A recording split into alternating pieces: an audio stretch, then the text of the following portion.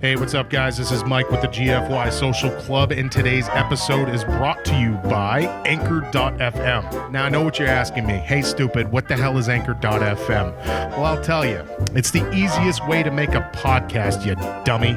That's right. First off, it's free, so you cheap bastards don't have to worry about getting involved in another subscription service. Yeah, they make it super simple for you.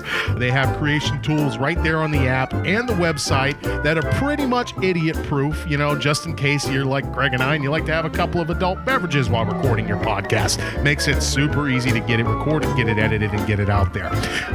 Then what they'll do is they'll distribute it for you. Yeah, to places like Spotify, Apple Podcasts, Google Podcasts. There's a whole list of them. It's right there on the app and the website. You can see it for yourself. Best part of all, guys, is that you can make money with your podcast, and it needs no minimum listenership. Yeah, anywhere from like $1 million to 15 cents, which is more like our budget. But hey, you know what? It's 2020 and money's money. Am I right? You know it. So anyways, here's what I need you guys to do. Get off your lazy asses. Go download the free Anchor app or go to Anchor.fm to get started today. Get that podcast up there and going. And if anybody else comes up to you and says, hey, Anchor.fm isn't the place to go, like we say here in the clubhouse, tell them to go themselves. That's right. Anchor.fm.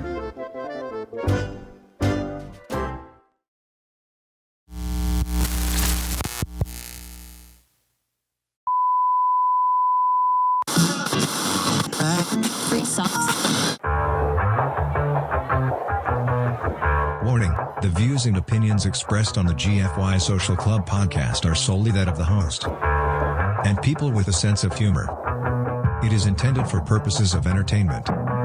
Although we do not aim to offend, if you do find yourself offended at any portion of content during this show, the GFY Social Club would like to sincerely tell you to go yourself. We're back in the clubhouse. It's Monday. That's right, Monday, July 27th. GFY Social Club, episode 14. That's right. Here in the clubhouse.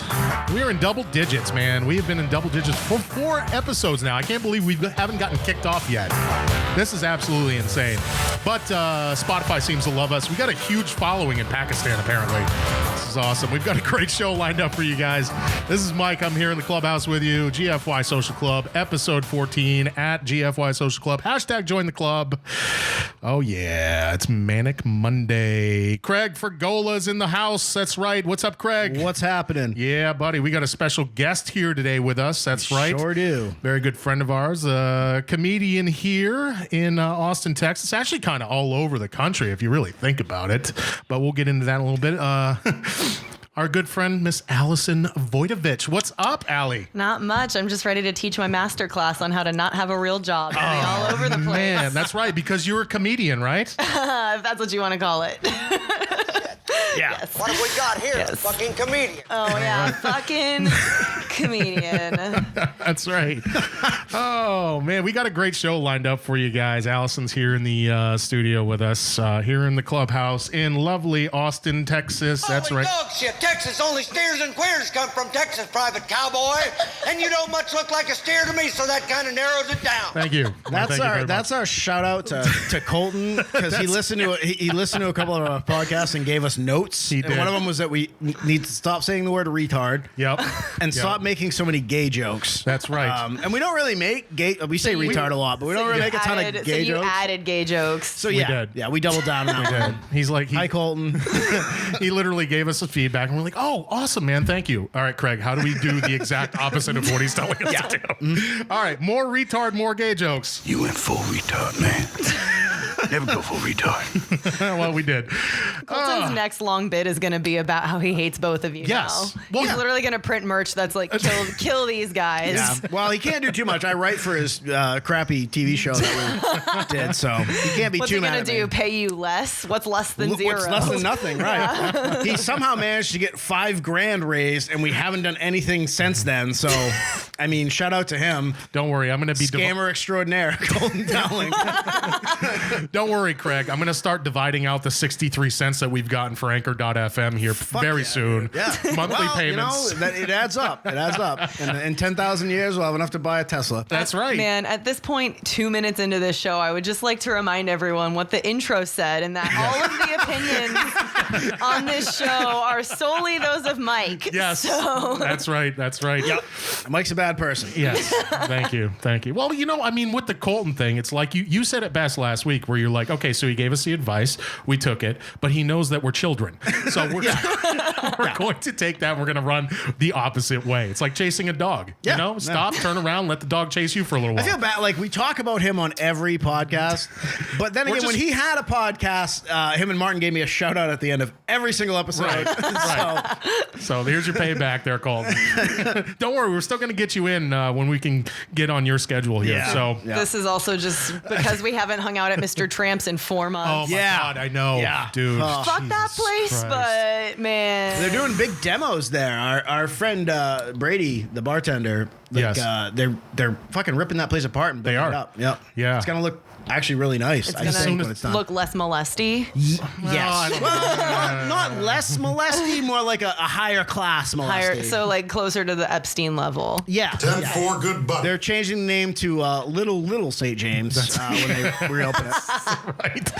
Oh, we can't wait for that to actually happen. That's nasty. Yes, it is. So, so we got Allison Wojdowecz with us in studio today. It's going to be a good show for you guys. Of course, we got news.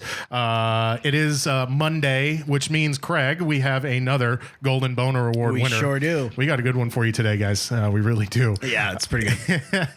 And we're going to talk to Allie here in a little bit. But Craig, what's the latest with you? You were fired up on the way here, and I know you wanted to talk about some stuff. So, Craig, let it out, man. Let it out. I'm waiting to hear it.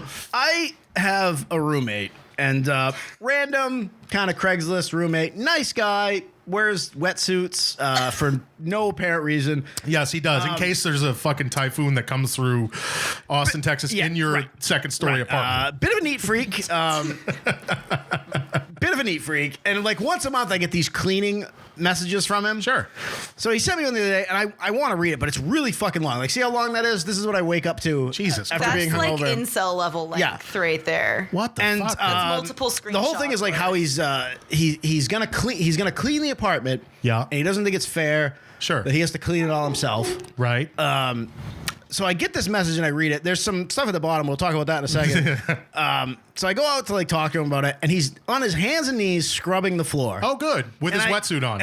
No, the wetsuit was in the bedroom or in the bathroom. He just hangs up in the bathroom, like on the shower nozzle, whatever. And he's like literally on his hands and knees scrubbing the floor, and I just start laughing like hysterically. And I was like, Okay. "Well, hey Edgar, buddy, I'm never gonna do that ever. Like, Yeah. I'm a 36, soon to be 37-year-old man. I just clean up after myself as I go. You know, Yeah. we live in it's you not wait like until the lease ends and the apartment complex pays Sure. for Right, that shit right. before Sure. someone else moves in. No, but I just clean as I go. If I'm in the kitchen, I'm making food, I clean it up right then. If Yeah. I'm like, once a week, I clean my room and I sweep out out through the door and do all that. But I'm like, that is never going to happen for me. So if you're expecting that, please do not hold your breath because you will die. Right. So we kind of hashed that out. Then he had a whole thing about I'm surprised he didn't bullet point the list, by the way. about Yeah, Writing this a is fucking- one long the whole run thing. sentence. The It's end, really though, stressful. the whole like the It last, looks like a breakup text. That's bad SEO. That would not rank on Google. Right. The Well, readability is so low. the last 2/3 of this are about him thinking I was peeing on the floor. Yeah. And look, You were. I like but to drink a little bit, right? But again, 36, almost 37-year-old man. Is correct. I've my aim's pretty good at this point, And Yeah. usually when I'm drunk, I sit down to pee anyways because it just feels better. No. But here's the whole thing about our bathroom is we have a really low. Like I'm a short guy. I'm taller than the shower head in my. so the shower head's like at 5'5" height. Or Right. something. Well, 5'6". I'm 5'7", so That's what I was giving. There you go. it's and like every time you take a shower, it's like, I have really good water pressure, which is awesome. Big water pressure guy. Sure. But like for whatever reason, like it like sucks the pressure's so high, it like sucks the shower curtain into you. Sure. So like if it angles off the wall, you get out of the shower and there's just like a lake on the floor. Right. And also I don't know what it is, but there's like an access panel in the bathroom that's like completely over the shower and then half over the rest of the bathroom. It's just wood paneling. I don't know if it's to the attic or I have no idea what it is for. Sure. But it's made of wood. So you take a shower and condensation gets up there onto the wood and just drips off onto the floor. Right. So there's like always water on the floor and maybe like, I'm like, look, dude, I'm not peeing on the floor.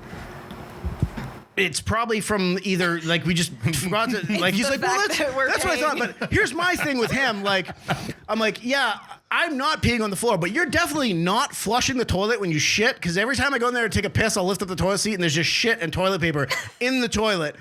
Not from me. And this kid, I don't know, he's like a health nut. He has an aggressive, whatever diet he's on is aggressively having bowel movement. Like, I wake up after a night of drinking and I shit a lot. Mike can attest to that. I Yes, I can. Yeah, it's bad. But here's what I don't do. I don't leave it in the toilet. I flush it. Yes. So I was like, hey, so we get done having that whole conversation. I'm like, hey, and you know, I don't think I was peeing on the floor, but here's something you could do if you just, you know, just maybe whenever you take a shit, flush the toilet when you're done, because nobody wants to look at your shit in the toilet. It smells like carrots and throw up. Yeah, like if it's brown, flush it down. If it's yellow, let it mellow. Exactly. My That's grandfather had that sign at our camp. He made one. It's a good compromise. I heard that actually originated in prisons because that's how they used to make the prison wine. Oh yeah, yes, like, with like toilet water. Well, and also, here's the thing: like at my camp, when we had that sign, we had a bad septic system. It was old. The camp was bought in like the 40s. We have a pretty up-to-date septic system in the apartment complex I live in, so you can flush it anytime you use the bathroom. Anytime. You just walk in the bathroom, you flush spit because you want. You spit in the toilet. Go ahead and flush it. You know, go ahead. Just go ahead and do that. And then he was like, he looked at me like I was crazy. Like, what are you talking about? I'm like, yeah, you leave shit in the toilet all the time, dude. It was before Mike came and picked me up. I went to go to the bathroom. There was shit and toilet paper in the toilet, and it's one of those ones like those economic ones that like there's very little water in it. So there's extra. So there's just like it's above the shit is above the water line. So like you open the seat and it just fucking hits you in the face, and you almost like you start gagging. It's like an outhouse. Yeah. My bathroom is like an outhouse. And, that's awesome. Yeah. So that's basically it. Having roommates at all sucks. Allison, do your roommates do that? And if they do, if you call them out, do they just like cut your allowance? Or I was gonna say, my roommates are my parents. Yeah, right I know. I am officially moving out of my parents' house next weekend. Nice. Hell yes. Oh my God. Congratulations. Where is my sound effect for that? Fucking A. Yeah. If you leave shit in the toilet bowl at Allison's parents' house, you get grounded. Yeah, my roommates are major narcs, dude. I respect the toilet at my parents' house. Yeah, well, I mean, any normal, decent human being would do that. Yeah. Sure. This guy's like bitching about the floor's not being clean enough. Look, all I gotta say. But then he's leaving shit in the toilet. If you want to leave shit in the toilet, then go shit in the woods. Like, it's the best poop to have. Yes, exactly. Pooping in the woods, highly recommend. It's pretty amazing. Do it, but then like don't treat your friend like your roommate's bathroom as that. Well, the thing is, if you're shitting in the woods, you want to make sure you're having like fairly solid BMs without. So it doesn't require a lot of wiping because you might have to use leaves. I've had to do that before. And that's not. This guy's fucking like. Like I said, I thought mine was bad. Yeah. It doesn't even hold. He sounds vitamin deficient of some sort. Well, he sounds like he's not eating enough fiber. Yeah. Maybe. Nutritionist Allison coming in. If he's on the keto diet, that's exactly what it is. Yeah. This bitch sounds like he would do keto, and if that's what it is, that's why it's that way. He probably is on keto. I tried the keto diet before, and I did it. And I lost. Like I did sober October with Omar. Mm-hmm. I made it about half the month. Mm-hmm. But even over like 2.5 weeks, I lost like 30 pounds. Right. That's insane. Yeah, you can drop it real quick. Back in my wrestling days, like, I did that. Especially men, like men just like have like their bodies just. It feels like their bodies are less emotional toward fat and food. Like women have a lot of reason. Like women's bodies have a lot of reason to be scared to lose fat because like if you don't have enough fat, you can't carry a baby, and your body is always thinking that as a woman. Sure. Whereas for a man, it's just like, oh, he wants to lose this weight. Like that's fine. I don't need that much to survive. Yeah, We're cool, I and used to it'll cut wrestle it. in high school, so I'd have to cut weight. Yeah. All the time. So it was like, it was just like, okay, well, I'll eat an apple for a week, and then I just go to, like, so I don't know, that's a leftover from that, but like, Sure. When I actually make, like, I've been super lazy during quarantine and put on a bunch of weight. But like when I decide to like actually take it off, it comes off. And I think like as a dude, if you just have like a big gut, but most of mine's probably from drinking and eating shitty food. So you just like clean up your diet a little bit, and you stop drinking for a little while, and the weight just kind of falls off you. Yeah, that's what I've seen for men is like men can basically just do anything that puts them in a caloric deficit and they're fine. They'll lose the weight. Like You really are a fat bastard. Right before quarantine, I went completely sober for like almost 2 months. Yeah, I remember. And, I dropped like 35 pounds. Yeah. And I think it was just because I would usually, like, I've been hitting the claws lately because they're ain't kind of no laws, dude. because they're kind of goddamn delicious. I hate that I don't hate White Claws. I know, but they're right? pretty goddamn delicious. Usually when I'm drinking beer, it's just like cheap, like Budweiser. Yeah. Well, which I is also like- see a Bud Light seltzer sitting over here, just That's Mike's. flicking its middle finger at us because Yes. you went with the white label White Claw. Yeah, right. And I've got a regular, and just And Mike's so it's just known. such a I'm more into the microbrew Mike's just such a seltzers, Republican. which He is can't not drink Bud Light, Yeah. so he like has to. he usually drinks natural light seltzers, which I didn't even know they made a seltzer. They do, man. It's delicious. We'll review them one time, but I don't think. Well, Natty Ice. Well, maybe they'll float us a fucking. Dude. Natty Light would, dude. They sponsor frats. This could be a frat. This could be. I Well, mean, we call it basically- the clubhouse. like, So yeah. You just need one other dude to say he's a member, and y'all are a fraternity. this is true. Just This is say true. you're like It wouldn't be that hard to get one of the ATO got kicked off of UT's campus last year. Say you guys are them. It's fine. They won't have anyone to protest. This is a brilliant idea. Look at this. you We're go. getting marketing tips already. Like 10 We minutes. got a pro. into the We got a episode. pro in the I studio. told you guys, I didn't get you fucking sponsored. Oh my god. Fucking No A. one can survive on 68 cents a podcast in this economy. Are you kidding me? Craig knows. Yeah. Craig knows all about that. Oh man, well that's fucking crazy about your roommate, man. But Yes. you know, I remember you telling me about your roommate, and obviously we're not going to drop names on here because that's not what we do. Well, I already dropped his first name when I was telling. Yeah, the story. but it could have been a fake first name too. If anyone actually Such a listens good to this, first name. yeah, I wanted to comment on it. he's my roommate is a gay Mexican. He is. Oh, Like, fuck. yes. Yeah, he's a nice enough guy. He really is. Very gay. Very, very good. Well, here's the thing, though. Like, I'm glad you brought that up because that brings us into our first segment. Because our first story is something that he'd probably be interested in. So, with that said, Allison, we're gonna do a week every show we do this segment. It's called News. That's right. News.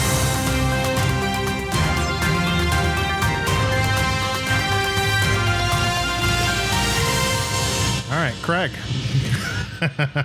I know your roommate is going to be super into this. This is a. The order was messing me up. I was like, why would he care if someone cut a garage now? All right, so this comes from Las Vegas. This is from the Huffington Post. A man steals a massive dildo from a sex shop, and he is still at large right now.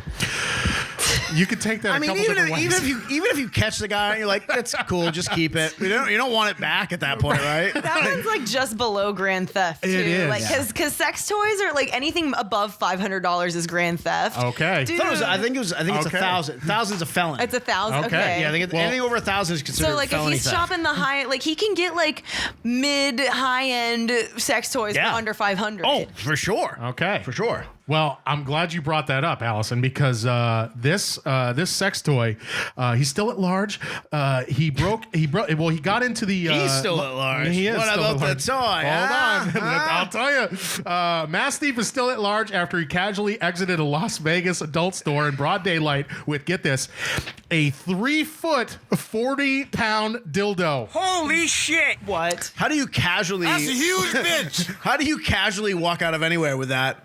And I picture him doing it like he's just like looking around, like whistling, like an old cartoon. But I I just pictured him stringing it down one of his pants legs. He's like, trying to nah, pretend saw one of me. his No, legs he saw me. Saw me. is just that big. No. He had it hoisted over his shoulder, and there's an actual video of this. So it was an over-the-shoulder deal, right? He just fucking threw that thing right over the fucking shoulder. Let me just say, when I used to do Shitface Shakespeare, we used to have replacement props for the swords because the swords we used in the show were actual fighting swords. Oh, yeah, just sure.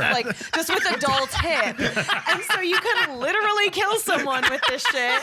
And so we had like, when the drunk person was in a sword fight, you'd have to like trade out like a dumb prop. So we had like foam swords. Right. We had like a wood horse.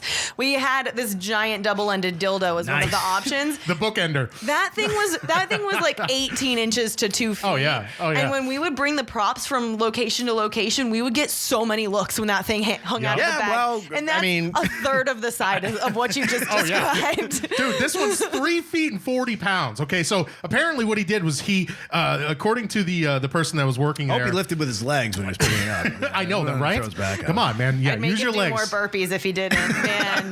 Don't come, not in my class, sir. Not today. That is correct. Wouldn't want him to blow out his back before he blew out his asshole using the thing, you know? Well, apparently what they said he just picked it up and walked out with it. How, like, if you're working there, would you even be like, sir, please put the dildo down? The confidence. Yeah. No.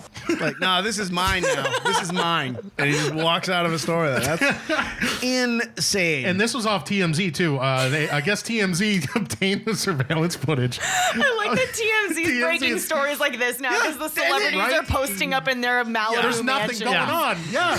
Yeah. So Celebrities are posting up their mansions, shaming us on fucking Instagram for, you should really wear a mask when you go out. Just stay home. You can't stay home? What, you don't live in a fucking 18-bedroom mansion? You can't just stay home? Well, he did wear a mask. It says here that he was wearing a mask. He was being safe. He was That's being good. responsible as he stole his 3 foot. God bless him. He was being safe. Oh, so TMZ said that he got a clean getaway. Laura was the girl that was working. She said the stolen good. Here we go. This is where we're getting into the legal statutes right now. Laura said the stolen good is actually a sex toy named Moby that retails for Moby Dick. Yeah, I got that. Yeah. Moby Dick was a sperm whale too. So That's right. This is so absurd. Yeah, so it's a called whale dick. It's called Moby, and it retails for $1,250. So we are in felony We're in level felony. rubber dick stealing. Rubber dick, rubber duck. Rubber dick, rubber duck. Can we name one this of them? guy is risking his right to vote and carry a firearm for the rest of his life Dude. for a dick. giant dick. I just want a line of dildos that are like fictional character puns. That one's Moby Dick the whale Yes. dick. Yeah. I want a Donald Dick. Donald Dick. That's Yeah, yes. we need to come up with there's probably a Daisy Dick. Daisy Dick. That'd be a pocket pussy. Dick Tracy. Yeah, Dick. Or Daisy Dick could be a transgender. We're coming up with flashlights and dildos. Daisy Dick could be a transgendered, amazing. engorged clitoris. Oh man, what? Jesus Christ! He stole. He just walked out with it. $1,250. Couldn't fucking Man, believe that it. is some big dick energy. boys. Big dick energy, dude. Yeah, it totally is. That's the example. Urban Dictionary, pick it up. When they talk about big dick, they're like, do you have the confidence to just walk out of a sex store with a $1,200 With a literal big dick. with a giant, a 40-pound cock? Do you have? No, then you have little dick energy. And what I'm going to do now is I'm going to finish this story with a joke that the Huffington Post dropped in. I bet this is amazing. Did Ariana Huffington herself write it? Man, I Ariana's don't such know. a jokester. Oh man, Love a good Ariana joke. She's says- a real card. She's beyond her time. I mean, the writer, first off, I can't make this up. The writer for this story, I thought it because I'm immature. I'm a fucking child. Oh, boy. It was by Ron Dicker. I swear to God. Look. You see, Ron Dicker. Ron Dicker. He looks like a dicker. Yes. he looks like. Let me see that picture. Yeah. Here you go. Oh my God! Not to be mean to other comedians. He literally. No, that's fine. We do that here. He looks like a closeted Andrew Horniman in 20 years. You know what's funny about that is he sells stickers where it's like him as a whale. Like that's his logo. Shout out Andrew Horniman. I love you. Man, I'm so sad you left Austin. Man, I miss Andrew. I'm gonna send him this episode. Just be like, listen. Yeah. He is so fucking funny. Oh man. Oh, and Andrew, if you do listen to this, it's Craig. You've met me 75 times, and you introduce yourself to me and ask me what my name is every time. So it's Craig. Well, Closeted Andrew Horniman has said he finished off this story with this one. He's like, if the crook gets caught, he'll surely be subject to the penal code. Okay, I'm waiting for the punchline. I mean, I feel like looking at this guy's picture, he didn't even mean that as a joke. He was just writing that to end out the story. Yeah, that's literally Like what he didn't even get the. Yeah. He didn't understand. He's just like, what? That's what it's called. Wait. That's the statute. He's like German and has no sense of humor about it. Like, no, it's just what it's. Well, I don't. I didn't realize that was a joke. I didn't realize I was. What do you mean funny? What is funny? Oh man! All right, so that brings us to our second story today. Craig was waiting. He sent this one to me, and he's like, "Dude, we have to do this." Yeah. So, Craig, what is our second story of the day? It's from the Bangor Daily News in my I home know. state of Bangor, Maine, home of Stephen King, where I went to high school, actually. Yeah, that's right. Mike's actually from it. I did. And the headline is: Maine man saws neighbor's garage in half amid boundary dispute. What an idiot! Oh, what a loser! Are you fucking kidding me? Yeah, I don't know if that's a thing in Texas, but like in Maine, like boundary disputes are a huge, like people will get in fist fights over like 6 inches of a property line. Yeah. Because there's like a lot, like they just. It happens a lot in small town Texas. Yeah. Like one of my aunts out in Temple was dealing with that. Like they literally had to take down their back porch deck on one side because their neighbor was like, the fence line is 6 inches too far onto our side. Yeah, and it happens all the time. Yeah. All the time. But this one was apparently several feet. And so this guy in the middle of the night climbed up on this guy's garage and cut it in half with a sawzall. With a sawzall. I don't know if this looks comical. But look how clean that cut is. We'll put the You pictures cut a up on our building in social half. media just so you guys know. It's amazing. It looks like someone shut down a laser from a spaceship and just. That's what I was thinking. It literally looks like a futuristic cut. Where like on SpongeBob when they're like, let's take Bikini Bottom and push it somewhere else. Like the logics of that don't make sense. That's what this looks like. Like a cattle mutilation on the garage. This is actually just some old drunk dude in Maine, probably blasted off Allen's Coffee Brandy or Fireball, just climbs up on a roof. And I mean, granted, it wasn't in. They say it's in half. And then he puts it's a little fucking more. fence up, like right down the cut. This is my- Well, no, the fence was there, but see the spike tape. with the tape. The tape is actually the line, the actual property line. Yeah. I mean, hats off to this guy. He's fucking awesome. Now Seriously. I'm mad that he built this brand new. That fence is new. That fence is not older than 6 months old. So it makes me mad that he put up a fence on the original line and then cared actually, enough that he was like, I'm gonna knock down my brand new fence. Well, now that you say that, I think the fence was probably built by the guy who had the garage. That makes sense. Yeah. Yeah. And that was probably what set him off in the beginning. Yeah. What was funny is like, but look at that distance. That's maybe 2 feet. Yeah. Maybe. And the guy's driveway, like, there's already asphalt laid for the driveway. What's interesting to me is like, because I've been trying to tell people in Texas about this. Like, I grew up in Texas. My parents own some land here. I grew up hunting and fishing here, and like Texas, it's very territorial. Yeah, it's big here. That's Even really if it's big a here. ranch, you know. I think it's because like where I grew up is very much like that too. But it's What's interesting yours to is see yours, and you know it's like an invasion of whatever you hold most sacred. Sure. But I went hiking with someone from Vermont the other day, and I've noticed this because all of my family's in Vermont and upstate New York. So I know like most of that area. Beautiful country. It's Green Mountains is gorgeous. But no one puts fences up because ranching's not a thing there. The forest is too deep. Wow, it's all a bunch of smelly hippies in Vermont anyway. Well, and they don't care if you hunt on their land. Right. If they don't have a posted sign up, which is literally a sign that says posted, don't hunt which here. means please don't hunt here. Sure. But there's no fences. And so like I went hiking with someone from Vermont last week, and he was like, why is everyone in Texas so territorial? Yeah. But so it's funny to me that Maine is much closer to Vermont and upstate New York, but they're acting like Texas. Here's It like is. I've hunt. I would hunt Maine when is I the grew south up, of and the it was, north, so- well, but it was like people would post their land, but if you asked them to hunt on it, I've never heard anyone say no. Yeah. They were cool about that. The posting was mostly for like people with ATVs, shit like that, like tearing up their land, or like you have a big problem with like fucking like cool outdoor spots, kids just Snowmobiles in the winter time. or like That's a kids big just one, going too. and partying and ripping the place fucking apart. That's which true. Lots of forest parties I learned about. Oh, I grew up doing. We used to do that in high school. Yeah.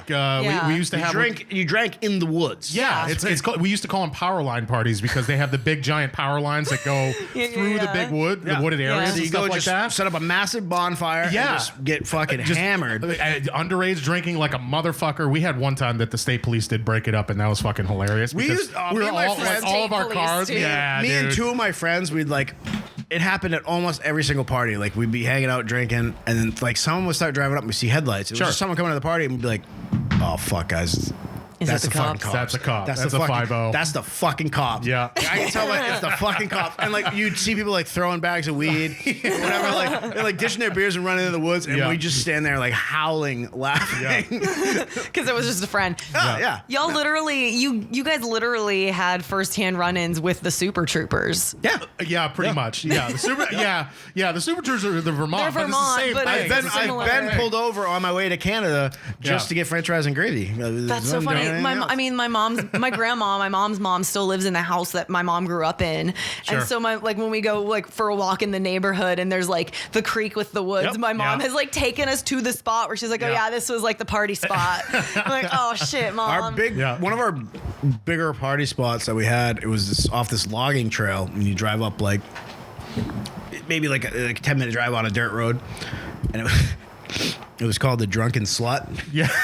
One of my buddies named it after his girlfriend. Oh god. Oh, his ex-girlfriend, True I guess, love. when he named it. True love. Be like, and we like literally. We had a park and ride with the info booth where people would just go and hang out and be like, what are you guys doing tonight? I don't know, party at the Slut? You guys want to go party at the Slut? And we just get beers and go up to the spot and have a bonfire. And And you know they're not doing that anymore because that is deemed offensive. So that could not be done anymore. Some people would find that offensive. Yeah. So now it's the alcoholically challenged, sex positive, promiscuous, sex positive drinking trail. They sex positive they. That's right. It's the sex positive they. Oh, congratulations, Maine! You guys are always they never disappoint. It's the best, it's dude. like like Florida man of the North. They, sometimes some of the shit. I that do comes want to on- visit Maine though. It's not bad. It's not Andre bad. During the summer. Andre and Espy have both been up there, and they loved it.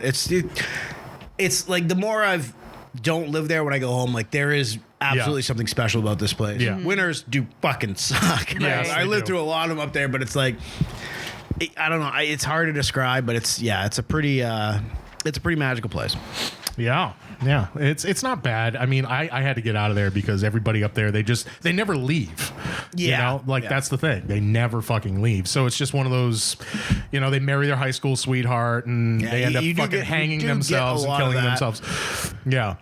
So But the older I get, I'm like, if I had money, for sure I'd have like a cabin or something that I'd live there in the summer and the fall. And Sure. go somewhere else. Sure. Like, that would absolutely. I'd have a camp. camps are the shit up there, man. Yeah, That's awesome. One of my good friends has he is from here, and his girlfriend is from Eastern Oregon. Yep. So it's like more grassland, like closer to Yellowstone, type. Yeah. And so they're there right now, like all through the hot summer, and then they come to Austin for the winter. Yeah, It's that's just the way to do it. beautiful. Yeah, Austin in the winter is great. Yeah. Austin in the summer is fucking dog shit. It's hot. It's for Yes, me. it is. For me, it's like it was like living in Maine in the winter. Yeah. Like you just don't go out. You Right. like, and I don't like summer. I don't go out. I just stay in the being AC. from here, I would much prefer the hot summer than a cold winter. Because I like to go outside a lot, and If it's I a can dry handle the- heat, I'm with you on that. Well, I don't even care if it's humid or dry. It's just like I can work up to being outside in that temperature. Yeah. Whereas, like for me, once I'm cold, I'm fucking cold. Well, so but like you can always, it's so much harder for me to handle the winter you because can it's so always hard to get layer warm. up. For me, it's easier to get warm than it is to get cool. Like if I walk outside, I just instantly start sweating. Like in the wintertime, I can go out. Well, dude, yeah. I mean, come and on. I put layers No, on. I actually and sweat super easily too. Oh, it's but ugh. I sweat Yeah. when I eat, so I know Like what you guys are talking about. Look at And me, I'm a it's- big fat slob. It's like the opposite of what I grew up with, because like you'd stay inside and it'd be, well, not at my parents' house because they keep the heat at like fucking 68 in the winter. Sure, Like, sure. Hey, cold, but fucking put a sweater on. And you'd walk outside and it'd be like negative 30 and you just get blasted in the face. free cryo. And it's like, that's weird. But it's the same thing here. Like I'll be in Yeah. my apartment and I keep my AC set on like 68. Like that was another contention that me and my roommate had. He's from El Paso, and I'm like, dude, I'm not. This heat doesn't do it for me. I'm like, Right. it's like so the he's summer, probably like, well, we can keep it on 76. well, dude, this fucking kid will unplug the router because he doesn't want to spend more money on electricity. Oh, yeah. Which like that router might run us $10 a year. Yeah. Like, it's the least of your problem. The AC I get. If neither one of us is there, shut it off. Right. We'll turn it back on. But like, I'm not gonna sweat in my own apartment. Yeah. It's never gonna happen. I keep it on like 68, 69, 69. Nice. And but it's like the same thing. Like it's nice and cool. You take a shower, you get dressed, and then you walk outside, and you're just like, yeah. I wasn't ready for this. Yeah. So it's just like the opposite ends of that same extreme. That's how it was in Florida too. Like you walk outside during the summer, it's like you sit in an AC all day. Well, here's like, the difference between that. I would never, ever want to live in Florida. Come on. Adding the humidity. Adding the humidity on top of this and bullshit. people that are from Florida. Oh yeah, dude. All set. Oh, they're my favorite. Florida man, he lives in a Spanish Florida man. This might be our first week we don't have a story with someone from Florida. I know we don't. It's all mostly Northeast. The guy who fucking cut the shed now. He's probably a snowbird. He winters. So Texan. He lives in Texas in the winter for sure. Oh, congratulations, Main Man! You're fucking. We got to get a Main Man soundtrack. We'll work on that for our main episode. We do have a main. Yes, we do have a main episode coming up. That's going to be fucking awesome. Damn. Next story we got Allison. What do we got for our next story? Man, I'm having a crisis. Mike just handed this story to me. I just read the headline. Dude, what the fuck? Okay. I'm going to read this. Everyone listening, all 12 of you. 12. You're being pretty generous there, Allison. Thank you. Just listen to this headline.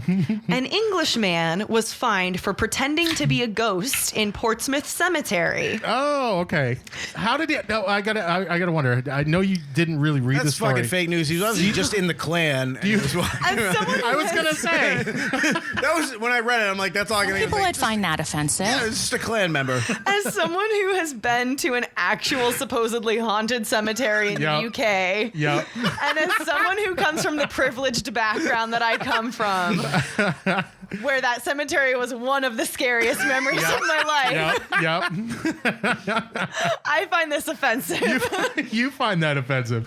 People would find that offensive. Yes, I would, Karen. Okay, and listen.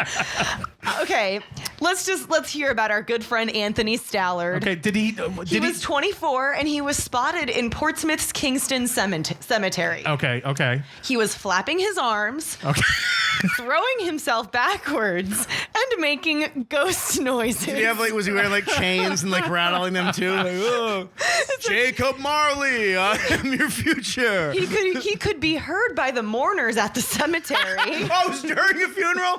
Oh, that's so much better.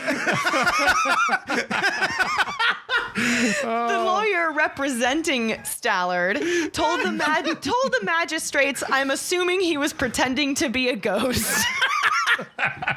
Let me read that again.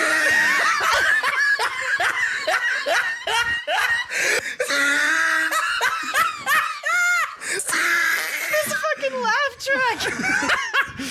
Okay. It's the only way I can We're really influenced by Seinfeld here on the GFY Social Club. Just so you guys remember, this is also in England. So the lawyer representing Anthony Stallard. Oh, so he was probably called a barrister. Not a lawyer, a barrister. The lawyer told magistrates, I'm assuming he was pretending to be a ghost. Come to find out, he was just severely mentally ill. The guy admitted he was having a seizure. He admitted to this offense and was asked. I love how the way this is phrased. He was asked to pay a total of £75. 75 pounds. Which is like $100. Like this is a $100 fine. That's 35 pounds more than the dildo that was stolen in Las Vegas. So that's pretty good. That's a severe penalty. Other pounds, British pounds, British pounds, the dumb kind of pounds. And so the weird fake money they have over there that's somehow worth more than the dollar. The Revolutionary War losing kind of pounds. And so I'm like, they're like, yeah, $100 is enough to refill these mourners who were traumatized by a fake ghost crashing their son's burial. It happened. Can you imagine if that happened over here? Because like you'd have there would obviously be a protest outside of this guy. Like, you're infringing on his right to be a ghost. That's insane. You have, like, Yes. he identifies as a ghost. Yes. Like, it would, yeah. Does he identify as a ghost, or is there another word? I think he's. Is there another word that we I'm not going to say that. I almost said it on another podcast. I'm not going to. This is what happens every time. Like, Mike waits for me to get like 5 drinks in. Okay. And then he baits me to say raciul shit, and I usually do it. I'm not going to do it. What? Yeah. What are you I think the talking word was It's not racist at specter. all, You were looking for man. Not at all. specter. Guys, the next 2 bullet points. I'm just okay. So after they told him, look, this trauma costs $100. Pay these people 75 British pounds, Okay. aka $100 US, and they won't be traumatized anymore. And he's like, tight. He dishes it out. Sure. They then are like, we're adding an extra 3 months to your existing 12-month suspended sentence. So this guy was already suspended for something for 12 months. For I'm wondering- felony level pretending to be a ghost. I'm not sure.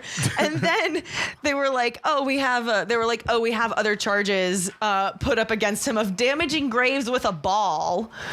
Okay. Which Yeah, well, they were Are playing. you throwing? Is he throwing? Is that just what they call old people? Was he just throwing balls at old people's face? He's throwing Damaging balls graves? at graves, and then they dismiss This the downtown charges. Austin? They dismissed the charges because the mourners that he was fucking around with didn't attend the trial, so the charges were dropped. The witnesses didn't show The up. witnesses didn't show up. Man, I've heard so many dudes that I met who gotten out of DUIs because the arresting officer didn't show up. Oh yeah, the arresting That has officers never don't fucking care. once happened to me. No, of course And not. I've got 3 of those fucking trials. Yes. You think Although, like, honestly, as far as like trials, you're gonna skip like minor road offenses, which sometimes DUIs fall into, like in their mind. Not in Maine. That's like a murder. They don't have real crime there. Dude, in Austin, it's so fetched to have a DUI. Like, man, people See? love driving drunk here. How are you not the mayor of Austin? Yeah. I have 3 of them.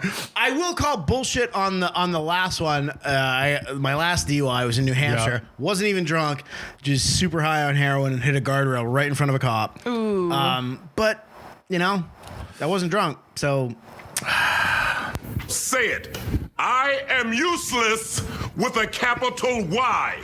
Well, Craig, I don't want to think like I'm making light of my former drug habit, but I kind of am. I am. Yeah. I am. oh, too That bad. was the thing that got me off heroin. So It is. And now, I really am still surprised that you aren't the mayor of Austin. It's so fetch. Well, it is so when the fetch. podcast is over, what we're Stop gonna do trying is to make fetch a thing. when the podcast is over, what I'll lay down on the road, and then you and Allison can back over me in your work truck. Okay, no problem. And then I'll be in a wheelchair, so I'll yeah, that's perfect. just like our current. Well, he's the That's governor. governor. not the I was gonna mayor. say, that's the governor. All right. I don't really follow politics. Hot Wheels. Guy's in a wheelchair though. That's funny, right? Oh boy. Some people would find that offensive. Yes.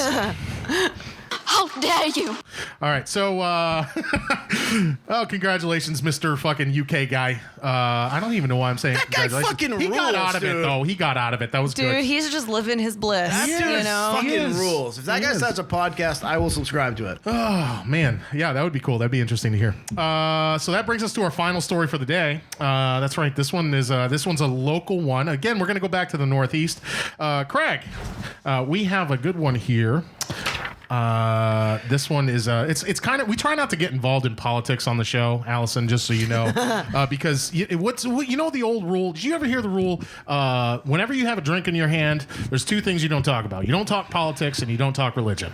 Right? Yep. It's like the old unwritten rule. Yeah. So we're going to kind of bend that rule a little bit today. And we are going to get into politics, but it's only because it's science. That's right. Yeah, and it's everyone's favorite stupid guinea walk meatball mayor or whoever. That's it is, right. Governor Cuomo. Yes. Fuck yes. Yes. Dude, The hero. my mom totally thinks he's like such a superhero. Oh, yeah. of No, course. it's weird that a lot of people do, but then like 6 months ago, everyone just thought he was the fucking meatball that he is.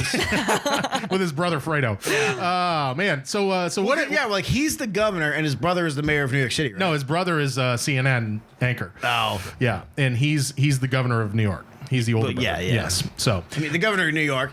Yes. It's the governor of New York City because it's the only fucking place anyone cares about New York. Sure. He's the governor of Buffalo too? Cool. They have a football team. As a reminder to the listeners, Buffalo is in New York. Yes, it is. It is. Yeah, it's like, but it's a city. It's basically Cities don't have South governors. Canada. It's fine. Pretty much. Man. So Andrew Cuomo, the governor, you know how they're just opening everything back up because of coronavirus and all that stuff. Correct. And they had little caveats and little I heard restrictions. a lot of places like bars are like selling bags of chips because it was considered food, and they could. And apparently these people tried to. Yes. So apparently Cuomo says that chicken wings don't count as food in meeting coronavirus rule requirements.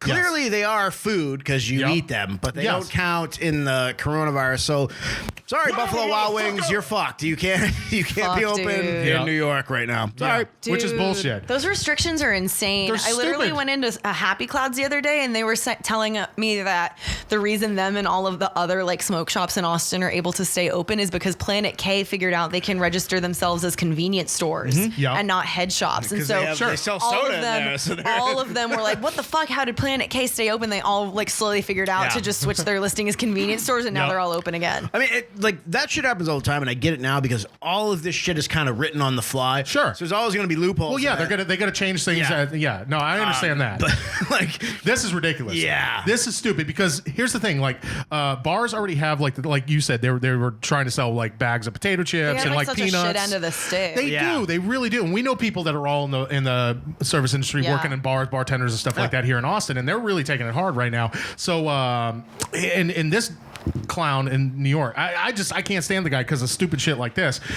He suggested the idea. Plenty of people were like, "Oh, sell peanuts and so on and so forth." But now he's like coming out saying, "Oh, like sandwiches are acceptable, but blah blah blah blah blah." And that brings up the whole thing. Like he said that hot dogs are not acceptable. First off, it's fucking New York. It's New York. That's like one of the things they're known for. But Coney Island dogs are like put them on the map. And I don't care what anybody says. A hot dog is a sandwich. It's a sandwich. It's meat product between bread between two pieces. Does that make taco sandwiches? It does actually. I think tacos would be a type of sandwich. It's a Mexican sandwich. Yeah, it's a Mexican sandwich. It's not racist at all. No, not at all. Also delicious. It is. We're not shitting on tacos. No, shit. fuck no. So here's the thing. Well, tacos in the Northeast are probably terrible. Yes. I had to explain to my Vermont cousins what tortillas were. Yeah. When I was in like high school. I always thought I hated Mexican food until I moved to Texas. This is like I actually had Mexican food. It's like, oh no, this is fucking like delicious. Legit. Yeah. And real tacos and real fucking enchiladas. Yes.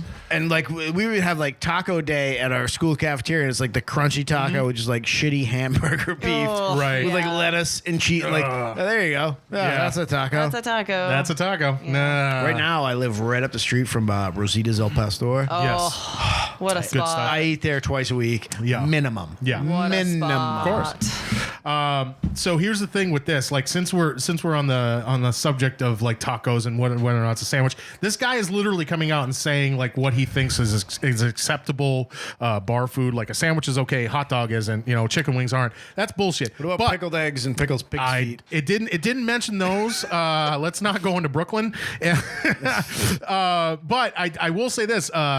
Your old employer, Buffalo Wild Wings, jumped in on Twitter and had a few things to say about it. I imagine they were quite pissed. They were. It's in the name. Yes. But that also caused a shitstorm on social media.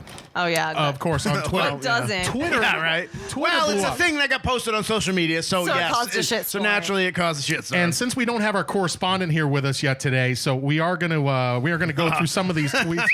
Yeah. Social media is so fun. Yeah. That brings us. it's so awesome. Yes, it is. So we figured we were going to read some of these tweets because it's just absolutely ridiculous. And they're stupid. Are these tweets from Cuomo? Or no, like these are tweets of people reacting to Cuomo and reacting to the Buffalo Wild Wings, saying this is bullshit, basically, on their Twitter. So I don't blame them. we do have some tweets here, and we are going to read through them. Craig, what is our first social media awesomeness? I don't. You didn't give me a sheet. Oh, I didn't? Right here. Okay. There it is. All right. We Right writer not impressed. John Noonan at Noonan and Joe. Crush 2 pitchers of beer and 50 wings and tell me it's not a meal. You guys are right. You guys is not. It's true. Yeah. This is true. And then fucking Twitter. Twitter's the shit. Yeah, what's the next one? Kevin Williams. So he's a nutritionist too? Who knew? #science. And then Mark P. Guy, I'm wearing a mask. This is not my real face. Salad is way below a sandwich on the substantive food hierarchy. It is way below a sandwich because he wants to. He has like specific rules about the sandwich. So salads are okay? Sure. Fuck salads. Good times always start with a salad, right? It's probably hard to tell from looking at me, but I've never actually eaten a salad in my whole life. Shocker. Yeah. What do we got? What's another one, Allison? You just did the salad one. So we have Mark Kelso Helmet at Mark Kelso Helmet. Governor Cuomo, can you make a ruling as to whether a hot dog is a sandwich? Ah, my man. We then have at Mark_Ernest. He says the man loves sandwiches, and he has long lamented that most bars don't serve them. This is all part of his chess game to bring sandwiches to bars. Laugh all you want. He has a plan, and he's putting it into action. We got a deep state theory going on. Deep state theory. This is all about Cuomo trying to get sandwiches served at bars. Because everyone knows you don't need a sandwich at a bar in New York City. No, the fucking handle of the next person. Their title is someone had to say it, and their handle is at Mom Against Safe Space. Yeah. Mom Against This is Safe a racist Space. mother.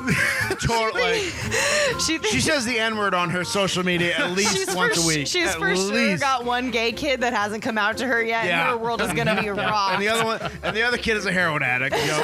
So she's doing a real good job over at her non-safe space. She says this is beyond parody. Cuomo is going food by food to tell us what counts as food. She's another deep stater. Yes. I mean, but this is actually like pretty spot on. Like, wings don't count as food, but they are. I mean, you eat them. Read the next one.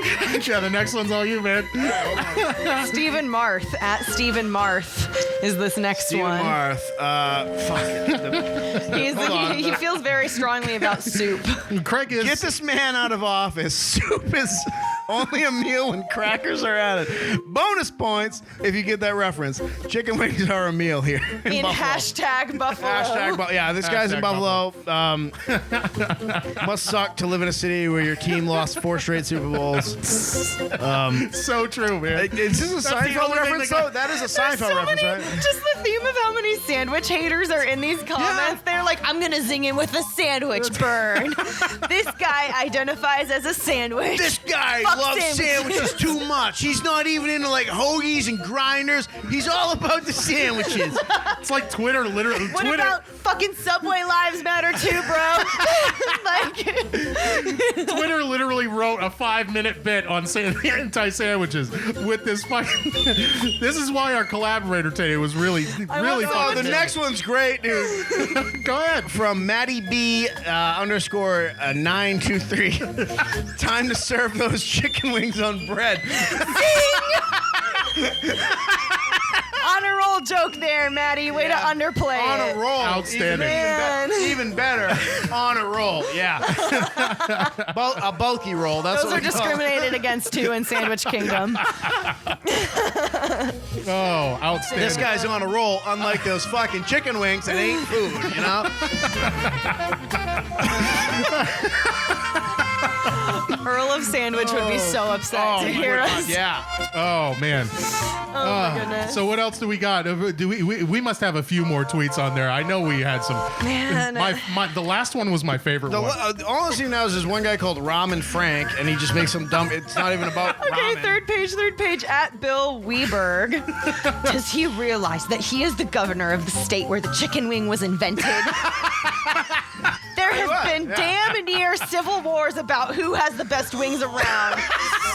Hashtag Malwitz Bowling Alley Grand Island, by the way. Bro, do you know how to read a room? Civil War's over this shit. Read a room. Civil War. Yeah. We're actually in the middle of a real Civil War right now. This guy's like, yeah, well, we almost fought one in 97. The chicken wings. Over fucking Tony D's and Mikey B's on who had the best. The fucking movie theater down the street challenged my bowling alley on my chicken wings. Who had the best buffalo sauce? This fucking clown Cuomo's coming in here. I'm so upset at your fucking buffalo accent. Well, it's a New York accent. But it's a New York accent said with a Maine accent. So it sounds like an upstate New York accent. That's right in the middle. Right there. Right there. Dude, Brooklyn accents are way darker than that. Well, Brooklyn accents are just whatever hipsters move there now. I don't think there's any original Brooklyn. My grandma has an original Brooklyn accent. Nice. Yeah. That's fucking awesome. Yeah, she loves to drink a coffee in the morning. Yeah? You know, Coffee talk? Yeah. It's with the long coffee. Talk amongst yourselves. Are you gonna get married? Are you gonna get married? You want some coffee? Yeah. How would she say shit? My grandmother has a Maine accent, and so she says things like, did you see who moved in next door? It's a black family. That's the accent she has. That's the Maine accent. She whispers racial identities to people. Yeah, I was at the community store the other day, and these Jews walked in.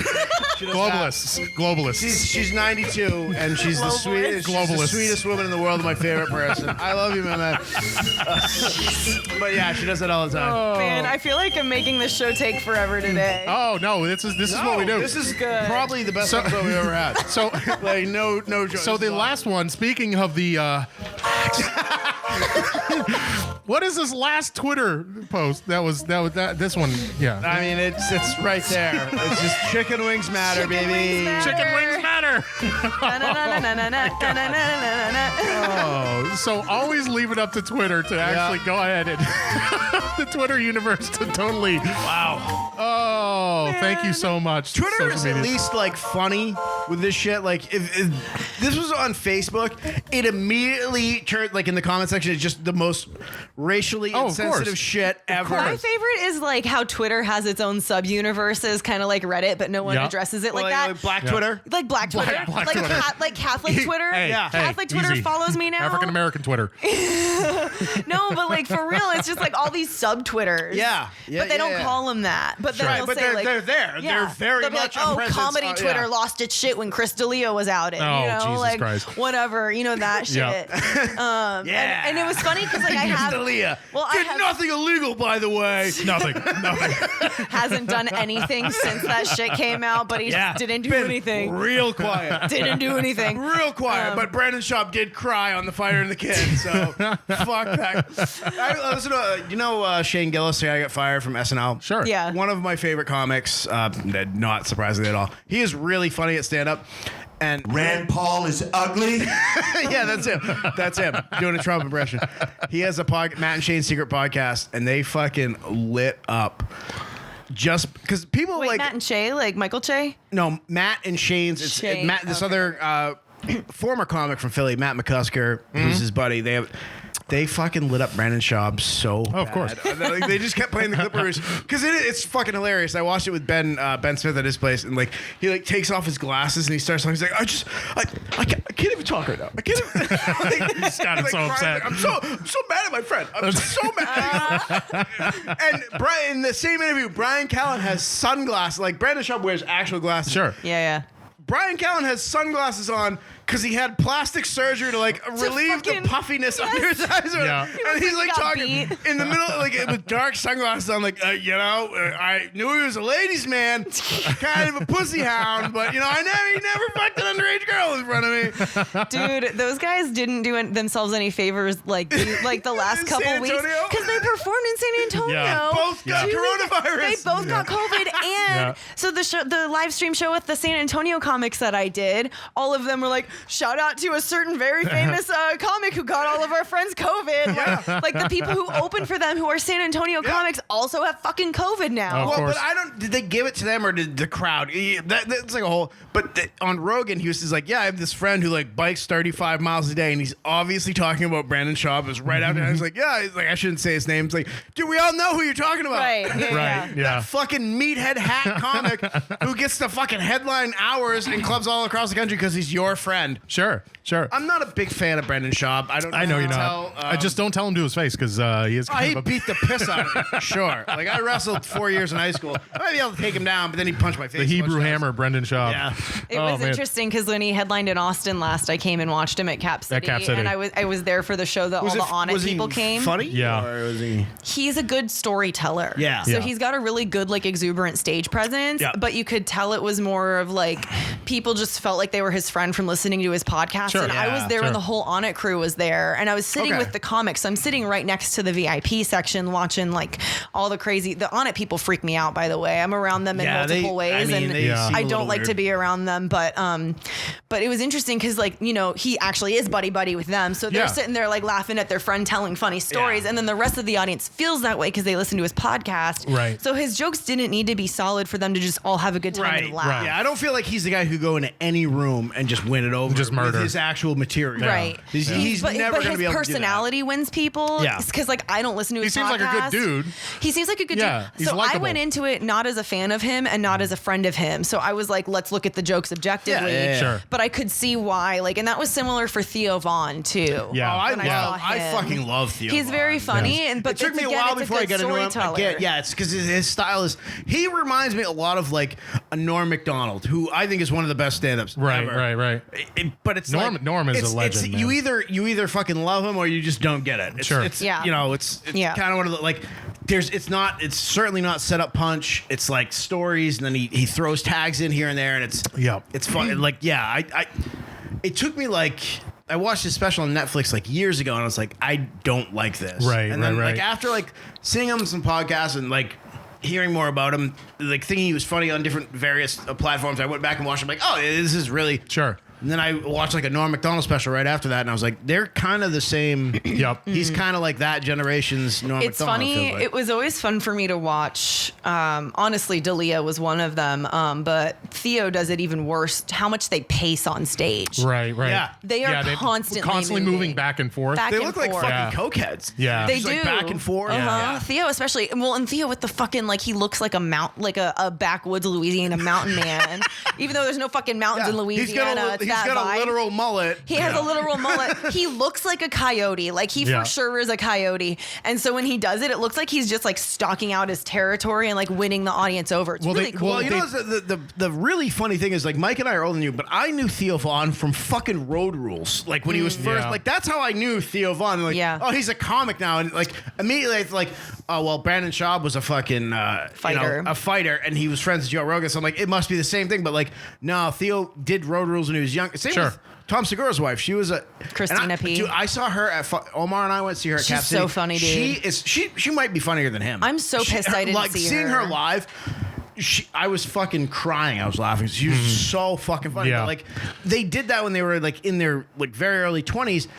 And she did it, and Theo talked about like, then I just became a comic. I started going to open mics, and I worked my way up in LA to what they're doing. So like they paid their dues. They worked their way up to being legit comics. Sure. Brandon Schaub was just like Joe Rogan's like, you shouldn't fight anymore because you're gonna get brain damage. I'll do comedy now. Yeah, okay, I'll just do comedy. It's like the same thing you did with like fucking Eddie Bravo. Yeah. And people talk about like Eddie Bravo being a comic. Eddie like, Bravo. No. Man. No, he's not. Fuck. Yeah, dude. He Swenson was running the show at the Paramount one night when they were doing who's the guy he does it with? At the Paramount? Sam Tripoli. Oh yeah. Sam Tripoli and fucking Bravo were doing like a show there. And that was when Mike was running either the Mike or the show at the Paramount at the Townsend, which is right across the street. Right across the street from. And he had like sent fucking Tripoli a message and like, hey, you should come do a guest spot. Yeah. And Tripoli actually showed up after and did a guest spot. Tight. Yeah. And he was like talking to Eddie Bravo. He's like, hey, you want to do a set too? He's like, I'm not really, like he knows it. He's like, I'm not really a comic. I just I just talk about crazy shit on the podcast. Like he gets it. Like he was already successful as a martial artist for years. Yeah. Like, he doesn't give a shit. He has a whole fucking tournament that's named after him. Yeah, he just does it because he wants to like hang out. He's not like Brendan Schaub. That's how he makes probably the bulk of his money. I guess he has a bunch of shows and dumb what shit. someone told me too was Schaub was the one who really got the comics to get in on the merch game for real. Because like the wrestlers and the fighters always have done that and like have their own merch lines and like their taglines and stuff. And like once Schaub kind of came into the comedy world, he was like, why aren't y'all doing this? Y'all have like catchphrases or like common things. Yeah. You know, like Segura's podcast, him and Christina have so many taglines in your mom's house. You know, so like great. They all kind of develop their own little language. Like Theo Von calls people his cousins. Like D'Elia would be like, don't be a CUDA. Like, you know, they all have like their different things. They were making when they were making fun of Matt and Shane on that, making fun of D'Elia on that. They were like, I think D'Elia calls his fans babies. He does. Like, they might have to rebrand that. They might have he calls them babies. Well, it's like you were saying with the marketing thing, like you just said with the merch and stuff like that. You watch Eliza Schlesinger's specials, and she always has like some like hashtag like that she drops throughout the fucking. Yeah, she's a very smart businesswoman. I was like, wow, she has to be brilliant. Dude, crazy story about her. So when I was in school at UT, I was working the front desk at the fitness center in Westwood Country Club. Okay. So I'm like working one of the desks in a country club basically, but it's like the gym. So it's like the cool country club people that are like care about being healthy and like it's a family it's not just place. A bunch of old drunk racist white guys. Exactly. Like, Those guys don't work out. Ron White's is this like the bit that she was talking about in her special? Well, no. Kinda. So here, listen, I'm friends with the fitness instructors, right? And one of the yoga teachers was like, Allison, you like acting? Like one of my friends is a stand-up comedian and I have like VIP tickets to see her tomorrow night. Like, do you want to come? Sure. And I was like, yeah, tight, sure. And like I brought one of my guy friends and we show up and it's Eliza headlining at Cap City and we just hung out. That must have been right before she blew. It was she does like it was when she was on her tour for winning that show that initially launched. Yeah. You know, she'd only been doing stand-up for like 3 years. For 3 years and she won. Mm-hmm. Yeah. And I'm pretty sure it was that winning tour that she came into Cap. Yep. And so we hung out with her in the green room before and like I saw her and I remember seeing her and then I remember like when she came out on Netflix and I was like, holy fuck, that was the girl that shit. Her first couple specials are fucking hilarious. Yeah, they are good. Really like the really voices are just like I love that she was able to find the characters. Her and I smoked cigarettes with this chick from New York. Lisa Traeger. She was on. Oh yeah. She's so. I went and saw her at Cap, and like she was just outside. She was like smoking a bowl. I showed up late because it was one of the ones I could get into for free. I knew it wasn't gonna be sold out, so they let me in. I was outside smoking a bowl. I'm like, hey, you're the headliner.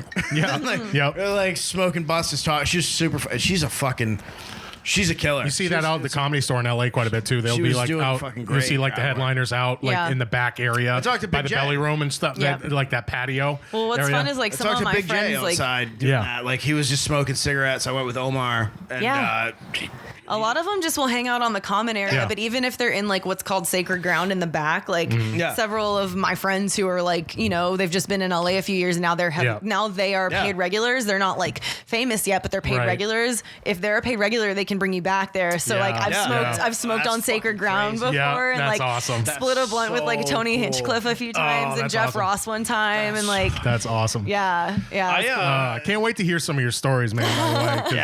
By the way, we gotta go to commercial. Right? Yeah, we gotta cut. We gotta pay the bills, man. We gotta get that 65 cents. I gotta piss real bad. Good. So what we're gonna do is we're gonna take a commercial break, and you hear how funny Allison Wojtowecz is already. She's got some great stories that she's gonna be talking about. We are gonna get to know her a little bit better here in a few minutes. So if you stick with us, we'll be right back. We still have the booze reviews and the Golden Boner Award to go with that. So stick with us, and we will be right back. Hey guys, this is your buddy Craig, the Ferg Doggy, hanging out here at the GFY Social Club. Just want to talk to you guys for a minute about Anchor.fm. If you're like us and want to start a podcast during these tumultuous times, I mean, honestly, is there anything we need more right now than more podcasts? I think that's what's going to heal us as a country right now in these trying times, is more podcasts. So you go on Anchor FM, and it's a one-stop shop, guys, for all your podcasting needs. They have creation tools. It's all right there. It's all right there. The best part about it is they pay you. All right? And if most of you are like me, you're lazy pieces of shit who are on unemployment right now. Okay? We don't want to go back to work. And you know that that extra $600 from the government is gonna run out at some point. And you can get some extra money in your pocket just from using Anchor.fm. So here's what you do. You just go download the free Anchor app, or you go to Anchor.fm, and then you just get drunk and rant into a microphone like me and Mike do twice a week at the GFY Social Club. Hashtag join the club.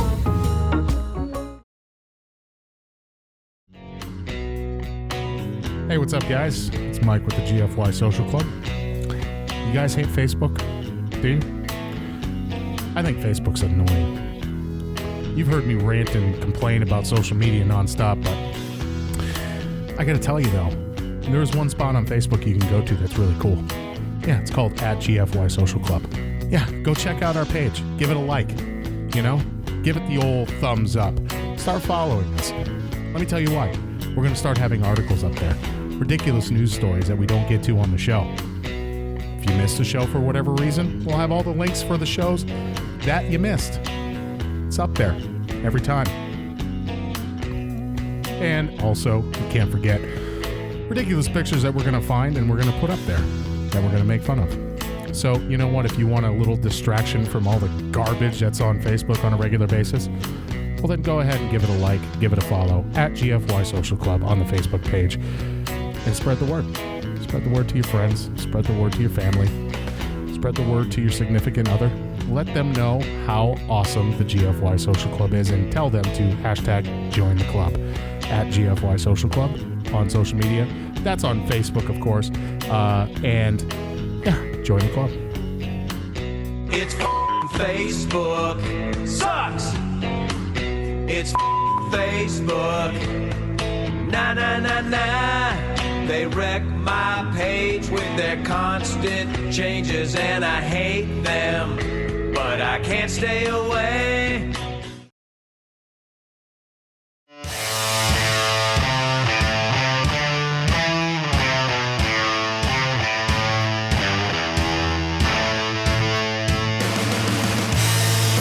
And we're back. Yeah, we had to pay the bills. You know how it goes. Had to get that big 65 cents from Anchor.fm. You know, that's actually keeping Craig afloat right now during these times. I don't know if you guys know that, but correct. Yeah. I just wanted to apologize to you guys for my presence, because I think I knocked down the value of that ad by being a female. They're not going to pay y'all as much. I didn't even think about that. Now we're gonna get 73 cents on the dollar. Yeah, so y'all are gonna make Thanks, Allison. 49 cents on that one. Could have said that Sorry. before. We fucking owe them money now. Jesus Christ. This is going to suck. God damn it. Oh, man. So as you, if you've been listening, we got Allison Wojdowecz here in the studio with us. She's here in the clubhouse. She's hanging out today.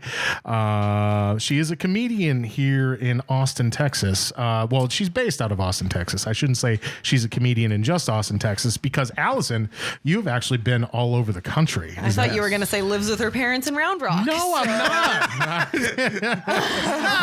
know, but unlike the 98% of the rest of the people in Austin, you're actually a working, touring comedian. Yeah. Sometimes. The rest of us are just open micers. Yeah. Sometimes. Well, I think once you do it, you just ride with that. Like, yeah, that's what I am now. Yeah. That is correct. I mean, for whatever amount it counts, it is like, it's one of those things where like you want to be able to say that so badly, and then like when you get the chance to say it for the first time, it's like, fuck, am I jinxing myself by saying this? Yeah. Because you have like the imposter syndrome, and so even when I was literally like on tour opening with her, meeting people afterwards, they'd be like, "Oh, so you're a comedian?" And I'm like, am I? Well, it's almost like it's been indoctrinated into you. So it's like you got to sit there. Like, I mean, we talk about this all the time, where it's like some of the funniest comedians they're very self-deprecating. Mm-hmm. So when it kind of becomes your mindset, where you're sitting there, you're like, "Oh, you're a comedian." Well, yeah, I'm just like, I remember like Ben Smith was telling me he used to work at Comics Mohegan Sun, the club they have there, and like he's opened up for a bunch of people, and like he used to work the ticket booth when he first, like Dave Attell came through, who's arguably the greatest comic of all time. One of the greatest comics So of everyone, all time. He's amazing. Yes. And like him, like Dave Attell having a breakdown in the green room, like, I'm not funny. I can't do these jokes. I don't, like, it's like, dude, you're fucking Dave Attell. Dave Attell, that's like common though. Yeah. That's like super common. I guess he's like, I've listened to other comic, like he's known for that. Like, Sure. he writes a joke one night and it fucking destroys.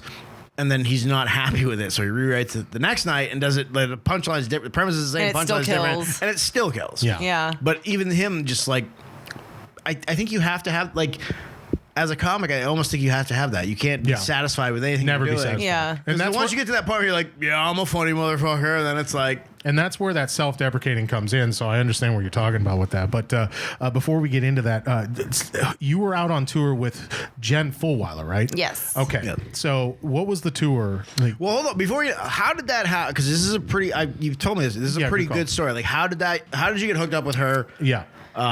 Okay, yeah. So a couple things to know about Jen Fulwiler is, number one, she's Catholic famous. Okay. And so and I didn't know that was a thing. When we were talking earlier about like, oh, there's Black Twitter, there's Catholic Twitter, and I was like, a lot of Catholic Twitter follows me now because of this tour. So Sure. Yeah.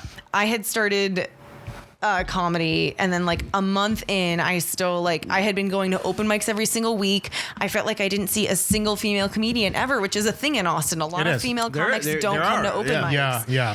And Which is, I don't. Well, it's kind of bullshit. But I was actually at your first open mic with at Tramps, Kick, right? but I did, Tramps the same night. The same So as that was my Wednesday second night. one. Yeah, I was at your first one. Mitch brought you. Yes, because he saw me at Kick Butt and he was like, "Hey, there's another one that's happening. Yeah. Like, you should Double go." up.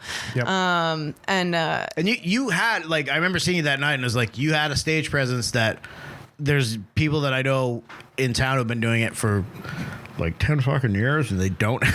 Right. Right. It's just kind of sad. Like, oh, you've been doing this for 10 years? It's like that. It's like that anywhere you go. Like, Oh, yeah, not just of Austin. course, Yeah. of course. There's people who have it and people who don't. Yeah. And The stage presence was lucky because I had a long-standing history in You were an acting. actress, yeah. Yeah, you did. You like for college, you studied theater. and Yeah, stuff, yeah, right? So yeah.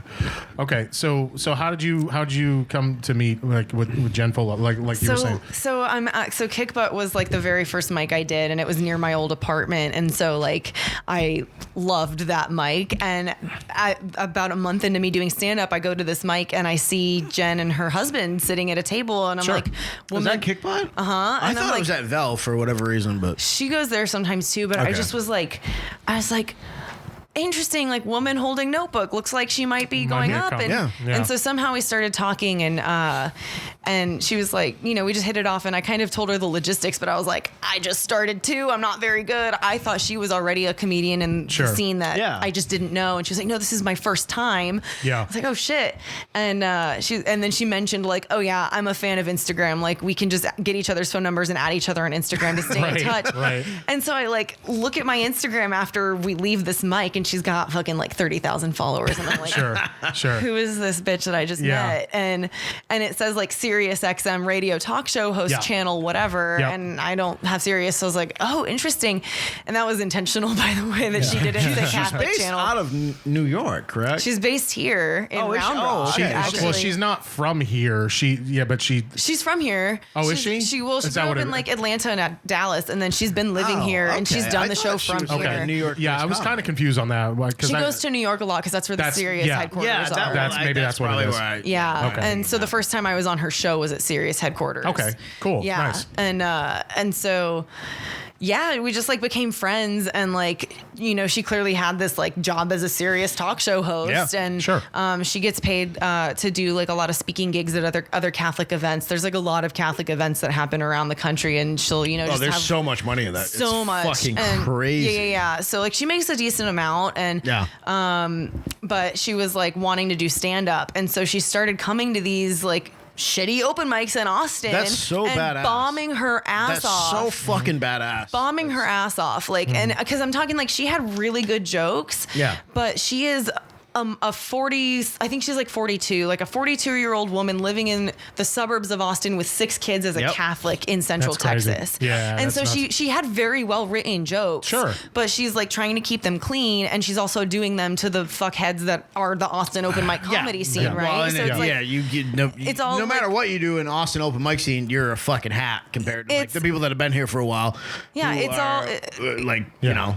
jaded to some extent, you know? And so like, so she would do good jokes, what I thought, but she would go to the Velve and she would go to Kick Butt. Those are the ones I would always see her at. Sure. She bombed at both of them so many times, as do we all. Yeah, we all do. And but we would just get together and write. And, you know, as we like became better friends, I learned like, oh yeah, she's like Catholic famous, da da da. And she was like, for real though, like I'm a well-published author in this space. Like she's like, I might not have a huge following, but like the people who do follow me really come out to my shit. Yeah. She was like, I sold out a book tour last year that my publisher didn't think would sell even 25%. Like all this stuff. She's like, I really think I can get people out in certain cities to come see me do stand up. Yep. Yes. And especially if I promise that it's clean stand up that they can understand. I was just going to ask you if it was like it's an untapped market. Yeah. There's a couple of Protestant people that are like that, but there's a thing that Catholics share. That's how Pete Holmes started.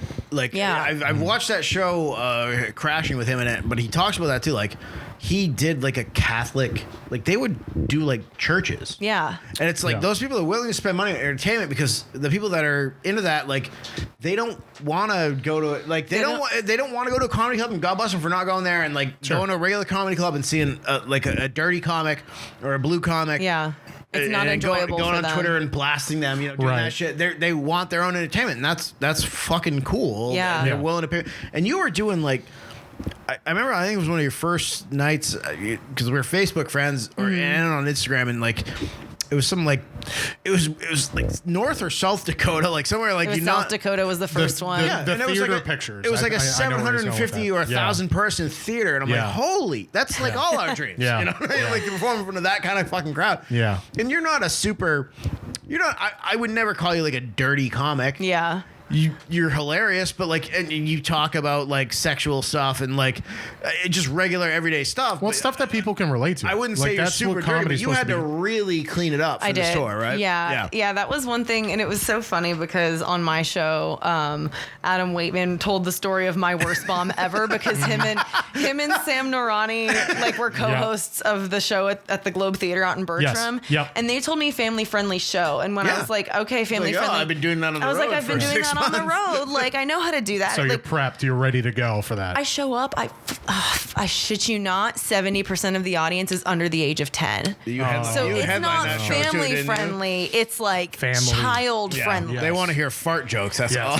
And and so of course I bombed my face off, and I was like so upset. And but it's interesting because like I kept actually a lot of my same material, and I realized like I just am more vulgar than I thought because some of my jokes about online dating, for example, I was able to keep those. You know, instead of saying the line like "fuck, marry, kill," I would say lions, tigers, and bears. Yeah, you know, some of them were interchangeable, but some material I wrote solely for the tour. Yeah. And that was just an interesting challenge in itself. You were middling for this tour, right?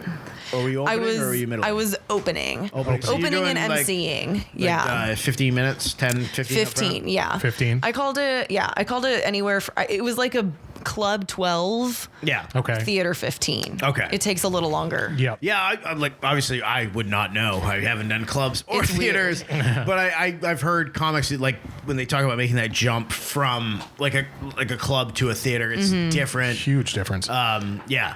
I would have been losing my shit in the theaters because the South Dakota show was 450, and then the biggest crowd we had was 1,000 in Chicago. I meant because that was her special taping. Yeah, you posted something on like I wasn't even supposed to be on the show, but she told me to come out and she paid me and she let me do time. Like that's fucking, like this lady's fucking awesome. She literally was so like fucking cool. She originally didn't book me for that show because she knew it was her special taping and she wanted the audience to be really, really hot. Yeah, and so she was like, I'm gonna spend less money on a host because like she likes the formality of having a host too. So like I would actually come back after she finished and like thank the audience. Well, that's what an MC is. So like an MC is an actual like a master of ceremonies is an actual like people don't like that aren't into comedy like an MC is a real thing. But a lot of comedy shows don't have that. The headliner is just like bye, and then it's like bye. You know, especially like you have theater or something like it's you have like the a piped rock in. show. Yeah, and they so can come out and do a fucking encore, but they're not having someone come back in and be like, all right, show's over. Yeah.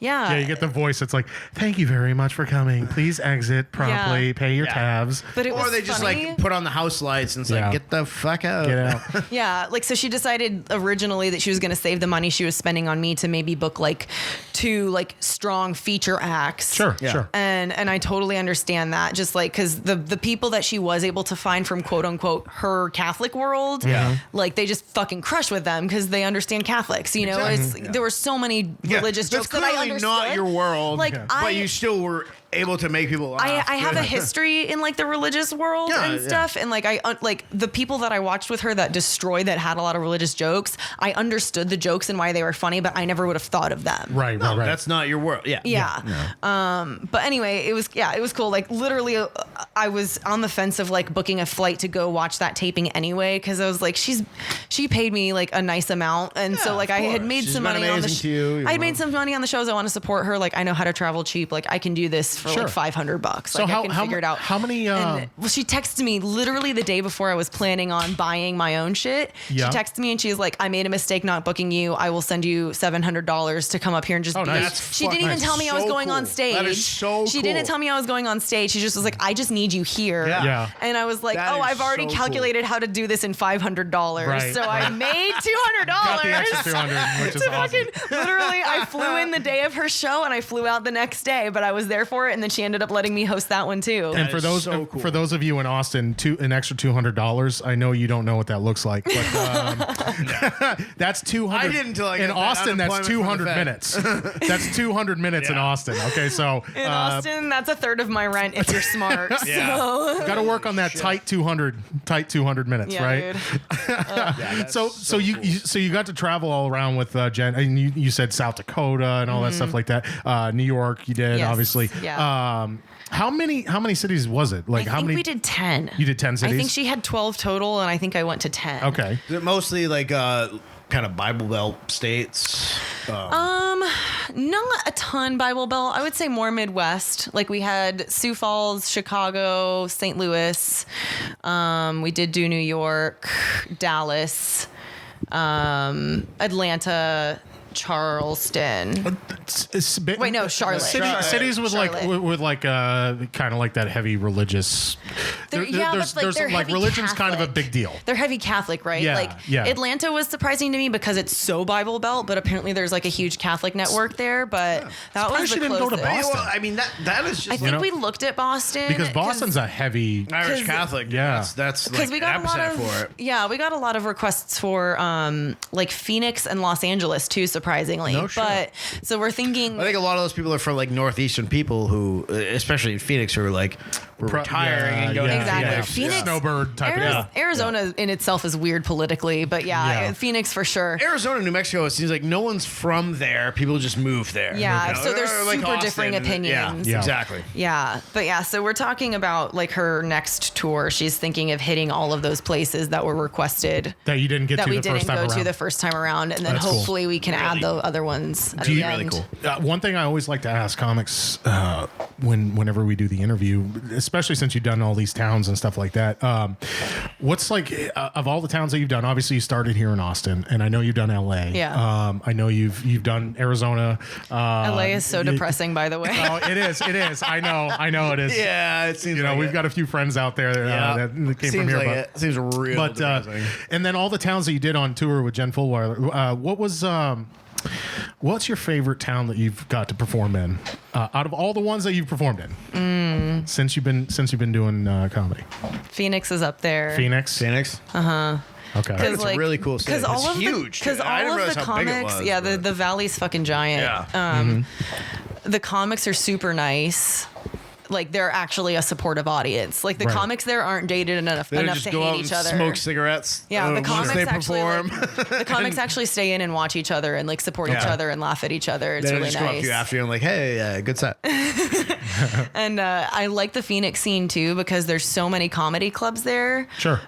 But it's like fairly easy to get in with any of them. Yeah. And since they're 4 hours away from LA, they have a chance to have a relationship with that scene without having to live in Los Angeles. So several of my Phoenix friends have easily made the transition to Los Angeles because they made so many connections while in Phoenix. And it's a nice quick drive. It's the same thing with like Vegas. I know a couple people that are out in Vegas. I know a few people from here that are very seriously contemplating moving to Vegas because Vegas is a good spot. It's cheap. There's a bunch of comedy clubs And it's there. 4 hours from LA. Right. 4 hours from LA. And it's a straight shot I've had to LA. make that drive before. Yeah. Yeah. Yeah. Straight through the desert. I love Phoenix though, because several of my friends that were there, like, they have a show called This Week Sucks Tonight, and I describe it as like a combination of Kill Tony and Weekend Update. Okay. So nice. Nice. So like I like that. They have like the funny news updates and like the real news, but they make jokes about it, and then they have. Like, I think what you meant to say, Allison, was it reminds you of the GFY Social Club. the GFY Social Club, which is better than either one of those shows you just mentioned. I got the IQ from that. I think it's okay, there you go. And then you want to get big timed on the bug. They'll have their comedian friends come up and they'll tell you to prepare 5 minutes of stand up. Yeah. But the hosts stay on at their desks on each side of the stage behind you while you're doing a stand up, and they can roast you while you're doing stand up. Awesome. Or if you start bombing, they'll especially roast you. Yeah.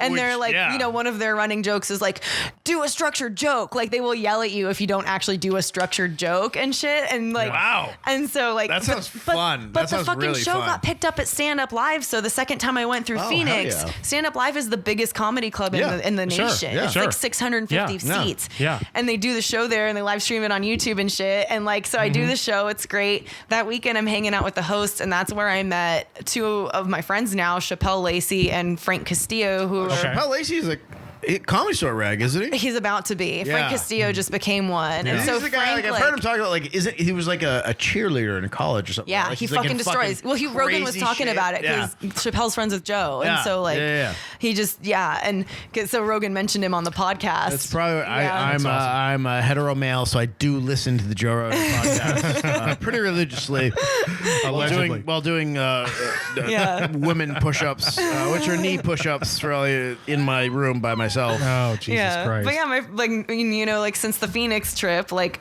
my friend Frank Castillo has become a paid regular at the store. And so he like opens for Theo sometimes, or That's awesome. He was opening for Andrew Santino the weekend I met them and stuff. Fucking love Santino. So you just like hang out with the openers for Santino and Theo and like go get high in the middle of Phoenix. Yeah. And now like anytime I go to LA, Frank lets me get on potluck at the store. Yeah. And then like I went and watched him headline in San Diego, and we had this whole inside joke about Michael Costa. Like it's ridiculous. Like all this shit. I think like what I'm hearing from this whole thing is like, if you want to do comedy and do it seriously, which obviously we do, and obviously Allison does, and she's doing it way better than both of us. Oh, of course. But you gotta fucking travel. You have to. Like, there's so many people in Austin who I think are hilarious comedians, but they've been here for 10 years. They're scared to get out of the comfort zone. And I understand. You're just not gonna leave. You're just gonna like. No one's. I like the idea. Okay, so I've told this to a few people and they agree. So I want to hear what you guys think. I think there's three main types of comedian. Mm-hmm. There is the person who starts in a city with the goal of getting good there and then moving either to New York or LA to try and quote unquote make it. Yes.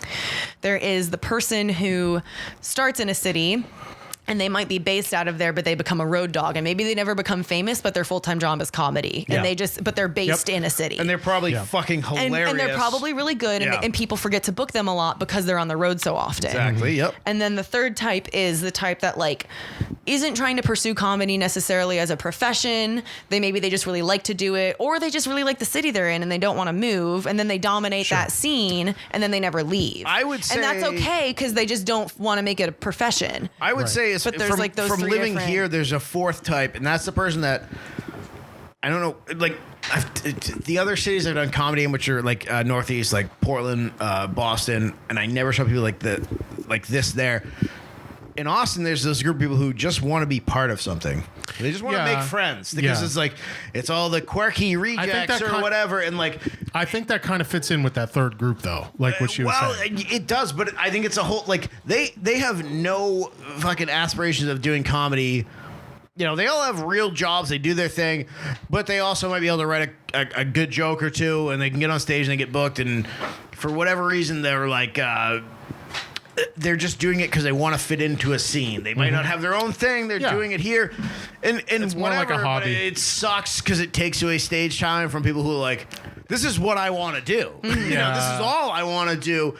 But here's the thing, though. Like, I think the people that want the stage time are going to get their stage time no matter what. One thing I always like to do, and I don't know how you feel about this, but I do travel a lot when I like not just for work, but like vacations and stuff like that. Every time, like every year, I go to Key West for my birthday vacation, and last year for the first time, because I mean I'm only 2 years, just over 2 years in. So every time I go on vacation, whether it's for my birthday vacation in Key West or I went to we took a week to go to a wedding out in Hawaii. I try to get stage time. I try to get stage time, and then it also helps with the networking. You usually do. Yeah, it's not hard to do that. They like comics from other areas. Oh, if you go anywhere, if you're like an out of town comic, they'll book you no matter like just because you're not from there. It's something different. You can send them any kind of, and I've done it before in cities where like you don't even have to send them a tape. You're just like, hey, I'm a comic. Unless it's New York or LA, anywhere else.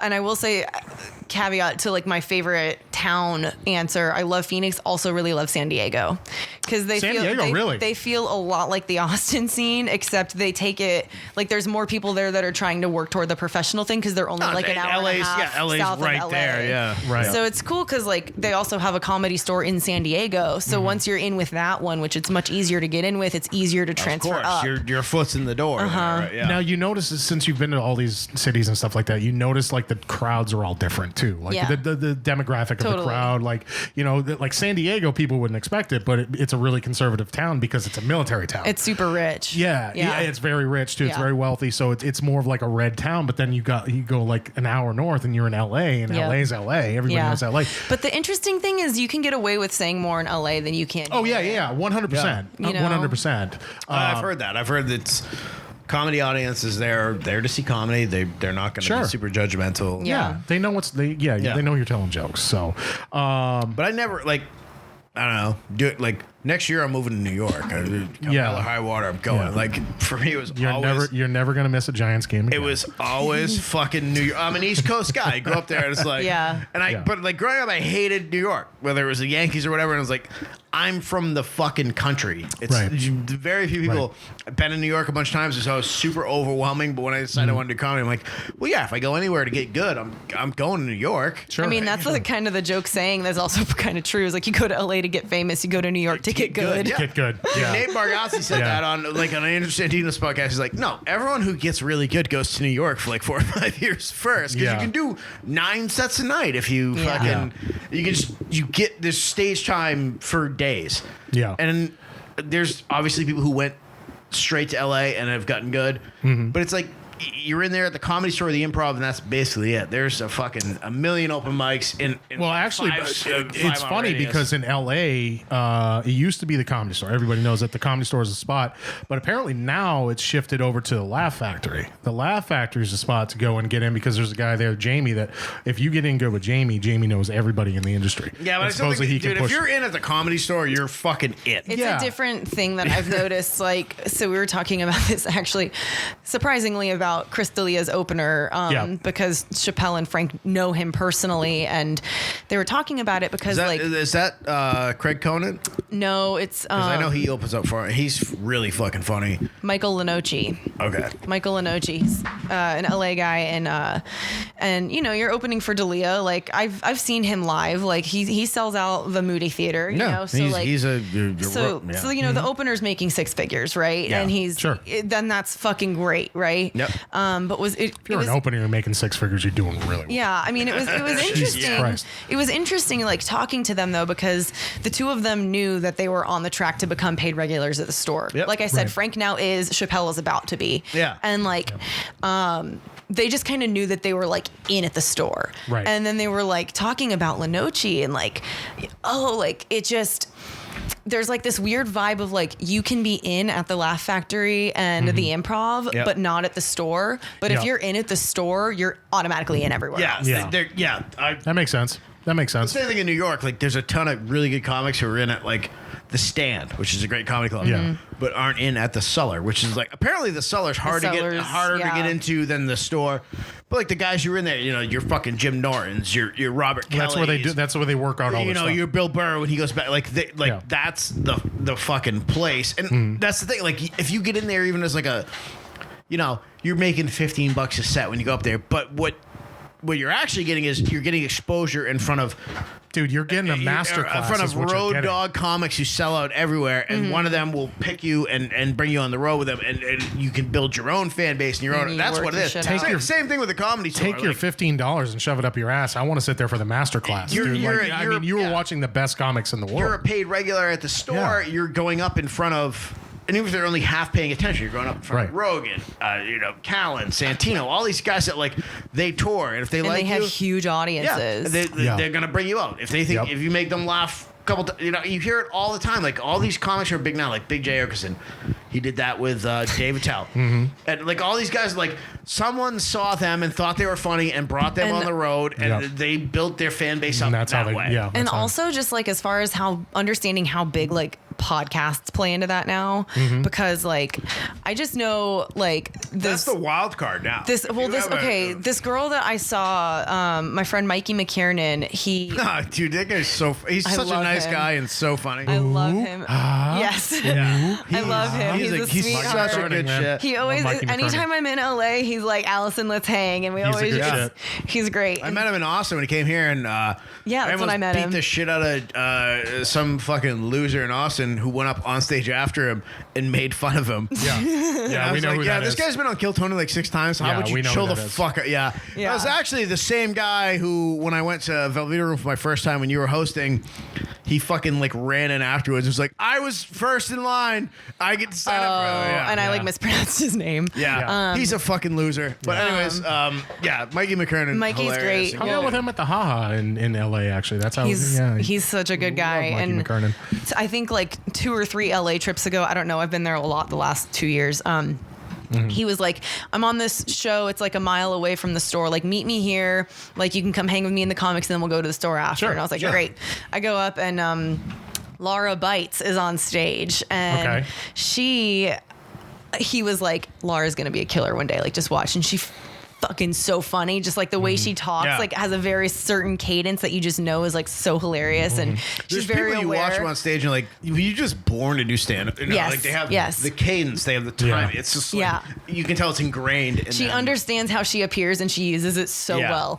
And so over the past year, it's been cool watching because she was on David Spade's Lights Out. Yep, sure. And she got paid regular with Frank, so they were the same class. That's awesome. So she got that, and then she got on David Spade's show, and it was interesting watching her Instagram following because Rogan discovered her a couple weeks after she did Lights Out. Yep. And he was seeing her do one of the shitty 1 a.m. spots. There's 5 people in the audience, and Rogan happened to be there late, and he goes in and he was like, she fucking murdered us. She's so funny. Yeah. She's really good. Yeah. And so when she did David Spades, her following went from 2,000 to 4,000. Oh shit.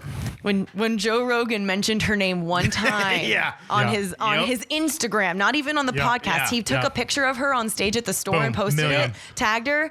She went up to 40,000 followers. Oh Jesus Christ. I watched that happen with Tim Dillon. When Tim Dillon, I had known about him because I knew friends. I had friends who were in New York, and they were like, "This guy's fucking hilarious." And I went to Tim Dillon is going to hell when he was at Moon Tower, but then he got on Rogan, and he had maybe 12,000 followers. He's in the hundreds now. A week after, his fucking Patreon makes $35,000 a month. That's just crazy. Holy shit! And it was after he went on Rogan, and he just went on there, and Rogan's I love it, and Rogan talks about him that is our generation's Johnny Carson. Rogan can make or break your career. Sure. And I don't even know if he can break your career because even if he talks about you in a way that's detrimental and he hates you, he's still talking about you. So it'll probably still get you an extra 100,000 followers on whatever social media platform you're on. You'll just get a ton of hate mail for a while. Oh yeah. Yeah, Tim Dillon has 163K on Instagram now. Jesus Christ. But That's insane. he has the Patreon for his podcast, the Tim Dillon Show, and it's last time I checked, I think it was 35K a month. That's fucking compound That's numbers, good, dude. man. That's fucking. That's good. That's Nick Mullen numbers. So I know. I mean, if anybody that follows you on social media knows that you're big into fitness and stuff like that. So you have a company, right? That you do. You now explain that because also, Mike, you and I are both pretty into fitness. I don't know. Allison, as somebody who's quite svelte myself, you know. Anyways. something you don't see because comedians for the most part are self-loathing fucking trolls. and pretty unhealthy. They have drinking problems. They have drug problems. They have fucking I stay inside all day problems because they're emotional is weird wrecks.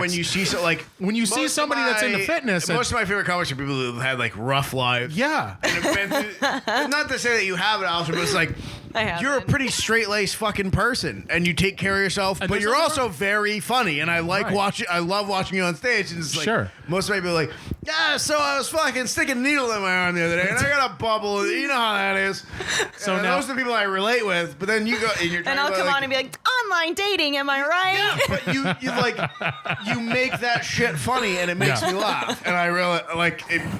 Yeah. So quick plug for your. You can talk about anything as long as you make it funny. Literally, no matter what it is, as long as it's funny, it's fucking funny. So quick plug for like your for your business and stuff like that. So now, what is it you do in the fitness industry too? Because I mean, people don't know it. Like comics don't have full-time jobs. Not only do you do comedy and you travel around, but you also own a company. Yeah. Right. You do online workouts and stuff like that. Like get into that. Like I'm about to sound way more schizophrenic. This is going to be awesome.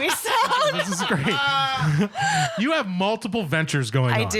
Yes. I'm very honest about that now. Yes. There's a lot of pies for Alice. Yes. I haven't been as open about that. I do like online fitness training and things like that. I do 3 live stream workout classes a week. I have a private Facebook group for that. It's all donation based. Yeah. Quite honestly, most people don't pay me anything. I just want everyone to have access to workouts. Yeah. I And put mine in the basket, but you should. Allison would appreciate it, but it's not necessary. And I do the workouts with them, so it's like beneficial for me too. Yeah. You know, I'm getting my workout in too, and. So there's that. And I do have like private clients every once in a while. So, one of the ways that group has made me more money is like I got a few private clients out of it. So like there's some of that too, just like private sessions, Zoom sessions. Yep. Sure. And then, but honestly, the bulk of the business, it is actually that it is a marketing business. Okay. So That's cool. I do. And we can pick that up by the conversation we've had and already. So I do. Allison's always thinking 3 steps down the road.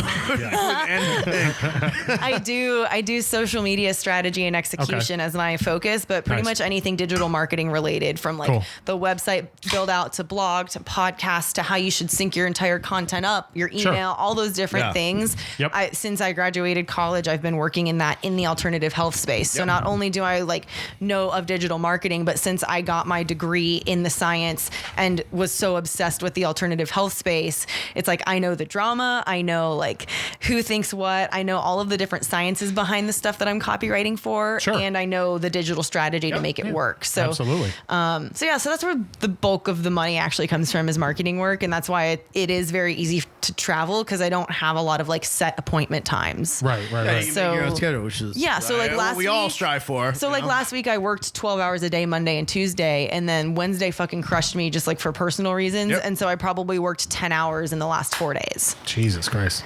But it's because I could stack up my week early, and I got lucky that I did it this week because I fucking just did not want to work the last few days, so I didn't. Yeah, I grew up working fucking shitty like lumber mill. Right. You work 4 10s and then you're off for 3 days and you get hammered for those 3 days, and that's what you do. In case you couldn't tell by Craig wearing his flannel today, he's worked a lot of manual labor jobs. Yeah, that's basically my thing. Yeah. So you got a lot of fucking things going on. You got a lot of stuff on your plate between your businesses and the fitness stuff and the comedy stuff. Yeah. And now on top of that, you got a fucking podcast. Oh no. Oh my God, dude. How do you find time during the day? Does your boyfriend ever tell you? How do you find time? And how did you also find a podcast host who has the same name as you and spells it in the same weird way? That's what I would like to know. So you like all this stuff. Okay, my first answer to how do I find time? Time is a social construct. I like that. Yeah. Time is not linear. Gender and time, social constructs. Yes. Spectrum. Spectrum, Mike. Spectrum. Some people might find that offensive. Oh, this is true. We don't do sound drops during the interviews, so that's why. Otherwise, I'd have it fired up, ready for you to go. Some people would find that offensive. That was exactly what I just said. That was a goddamn good impersonation. It's funny story. I actually recorded her saying that one night and dropped it from. That makes sense. Was it during my blackface joke that I It was during one of your sets, I'm sure. Probably. So with the podcast. So I found the co-host in high school, so not planning on finding a podcast co-host. Okay. But yeah, we were just both in theater together in high school. So what is the podcast? It's called All Is On with the Allisons. We spell our name All Is On. Correct. Yeah. But also literally like anything is on the table for us to discuss. Okay, cool. And she, for context, is a night shift ICU nurse at a children's hospital. So she has like she's a legit she has hero. like a heroic, real job. She's a legit hero. Where she deserves the money she's making. Okay, we're all pieces of shit compared to her. And rightfully. And I just was like having a nervous breakdown trying to post on social media. So that's the two different types of people that we're talking about. She's a legit hero in an ICU. And I tell people run to drink. over several toddlers when I was in a drunken or high state And in my life. I've never been caught for it. So, Craig, stop projecting. No, it wasn't projecting. That was just me saying that's something I've probably done. Goodness. Yeah, you're the one with the DUIs, not me. So true story. So exactly. So we picked like any subject we might think about, serious, not serious, whatever, and just started doing research based on them. So some of the ones we've talked about so far, like online dating, and like we'll actually do data on the certain thing, but then I'll come in and make stupid jokes sometimes about the stuff.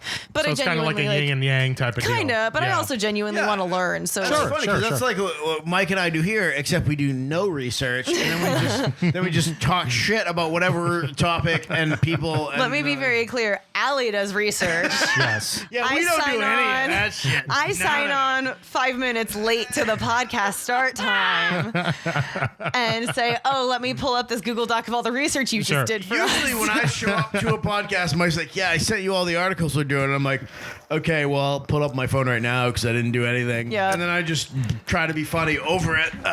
Well, usually, not for nothing, our producer, not Jamie, usually gets them to me kind of late, so I have to send them off. He puts me in charge of sending them off to you. Y'all call your producer not Jamie. That's his name, not Jamie. You see him over there sitting in the corner, fucking acting all weird and shit like that, right? Not Jamie. Yeah, he doesn't even talk either. Look at him. He's just like, ooh, yeah. So he's a little on the spectrum. He's not Doesn't Jamie. make eye contact. Plays piano real well. It's a clever nickname for him. So you got the Allison All Is On podcast with the Allisons, and where can we find that?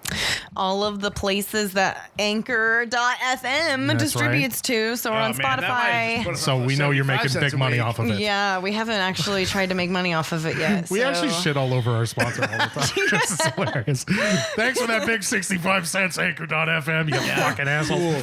You guys are for sure each going to get like a quarter tank of gas one day and be like, thanks, podcast. Well, I can't drive, so probably I'll take the quarter tank of gas. He can do a half tank gas. That's right. Yeah, you can have my quarter you can tank. enjoy it. Yeah. And he'll when he comes and picks me up to do the podcast. So I mean, it all works. It washes out the end. One hand washes the other, whatnot, that whole thing. So we can find it on Spotify, Anchor.fm. Yes. Apple Podcasts. Nice. Okay. All those places. And it's All Is On. All period is period on period. Okay. Yes. That'll make it a lot easier to find. YouTube too, as well, right? Not YouTube yet. Not Not YouTube. yet. Okay. Yeah, we should, but we're all like at Allison Podcast on Instagram, all that shit. Cool. Nice. Yeah. Cool. Now, I won't ask you if you got any upcoming show dates because nothing's going on right now. But do virtual shows count? Virtual shows could count. Do you have anything coming up virtually? Yeah, I actually co-host a show every Thursday at 8 on the Big Laugh Comedy Network. Oh, that's okay, awesome. cool. It's weird that you haven't asked Mike or I to be on that show. That's cool. We've still been trying to figure out what it's for, like what it is. Trying to figure out what it is. We'll say no. We don't want, like, I have a virtual roast show coming up, and the only It is a roast show. because it's a roast show. That's the thing. It's partial roasts, but everyone has to do 3 acts that aren't stand up, and they have to be something funny. And just so you guys know, our huge audience that we have, just so you know, I know she sounds like she's very nice and she's very pleasant. I have been on a roast show with her. Oh my god, she is a fucking she knows how to be mean girl. It's fucking funny. Okay, so don't let this whole act fool you. Okay, I know this from experience. I don't know what you're talking about. I have borderline almost cried coming off the stage. Yep. Yeah. Not from laughter. I've seen it. Just like, oh my God, that hurt. I got us to a roast show from this chick out of. So it's perfect for you. This girl out of Madison, Martin Henn, recommended me for it. And it's hold the mic to your fucking mouth. Yeah, I got it. You drunken bastard. She's like, yeah, we do like a minute of stand up front. I'm like, okay, that's cool. And she's like, then it's a minute of roast. You write roast about this person. I'm like, that seems kind of short. And she's like, sure. And then it's a minute of toast. These fucking people do this thing where it's like honey roast or toast where you say nice shit about oh my people. God, no. I'm like, no. What? No. What? No. Like, I accepted it because I'm like, I'm just going to do super passive aggressive roasts about this person. Yeah. No, I thought I was like fucking around with my quarantine time because I just haven't felt like, as lame as it sounds, I haven't felt inspired to sit down and like write new stand up. Yeah, I know. And even if you do, like, how do you know if it's good? Exactly. If you can't do it in front of an audience. And it's hard to do it on the virtual shows too because they don't work. Because you don't get any. Well, that's why we banned stand up on our show. Yeah. You know, it's fucking sucks. Yeah, but it's like I realized like the on the fly roasts for me have gotten a lot better. Yeah. Because like the roast shows that y'all have been on with me, like it was pre-written and I like thought about it a lot, all that stuff, and so like I think being good at faster roasts and then like crowd work are closely tied skills. So I'm hoping that 100%. I'm hoping that like my crowd work will be better once we get live shows back. 100%. I feel like if you give me like a week or two to write roast, I can write some really mean, funny roast. Yeah. But crowd work is hard. It's so hard. The people that are hard. like I watch like you watch like a Big J or a Ian Bagg or a Jessica Kirsten, like these people who are just like that, just watching them fucking roast people in a crowd on the spot. It's like, holy shit. Like that's well, that's quick, where the funny, stage presence doesn't save you anymore. Like you can have a good theater kid stage presence like I did when I first started, but I was terrified of interacting with the audience because you're taught to ignore them when you're acting. Well, and I think like most acts who are theater acts aren't doing any crowd work because it's like people are all paying money to go see them. Yeah. Sure. So there's probably not going to be people heckling them. Like crowd work is like when you're in a dingy fucking low ceiling and some club. dick wants to take Some over. asshole's going to fucking try to take you on because they're making the show better or whatever that bullshit they say. Sure. And then you just fucking shut them down. Yeah. Yeah. So, all right. So we've established that you're a hell of a roast comic. And for those of you, check out, what was the name of the show? It's called Triple Threat. Triple and it's Threat. on Where the can we find it? Big Laugh Comedy Network, YouTube, and Facebook pages. Okay, cool. Every Thursday at 8 o'clock Central. Every Thursday at 8 Central. Tremaine was on it one week, and there is actually, if you take too long on our show now, it's called Tremaining. So. Oh, well, that would make sense. Yeah. It's like running the light, but virtually. Yes, because we told him that there would be roast elements, and so he came with written roast and he made his like 5-minute segment take fucking 15 minutes. Of course. Every single round. Sounds about right for Tremaine. Shout out Tremaine. I like you, buddy. But also fuck you. Yeah, but also, your social media sucks. So, get a fucking life, dude. All right, Craig is getting mean already. Look at this. No, Tremaine and I are friends. We talk all the time, but also be funnier and stop taking stances on fucking dumb shit. But anyway, so since we're not getting into that, that's the host. That's just yes. Since we're not getting into that, so we can find you on that show. That's every week at 8 o'clock Central on Facebook. Thursdays on Facebook and YouTube. Thursdays on Facebook and YouTube. Okay, cool.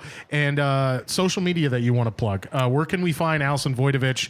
And good luck spelling the name, guys. She's gonna go through that. I've got a. Yeah, her last name starts with a W. I've got a fail catch for this. So I've got a fail catch for this. All right, Okay. we've got a Band-Aid. It's Sweet. Allie Woe. Allie Woe. ALLIWO. Okay. That's my Instagram, and you can also use that allywoe.com for my website, which will take you to my full name.com. Perfect. Yeah. That's good. So Allie Woe at Allie Woe on thing like that with your.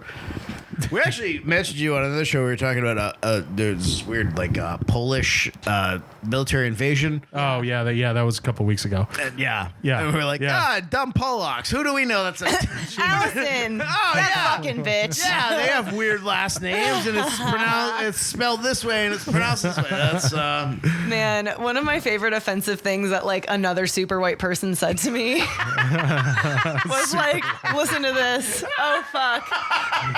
Man, remember everything on here is the opinion of Mike Hudak. Okay, so it's all on Mike.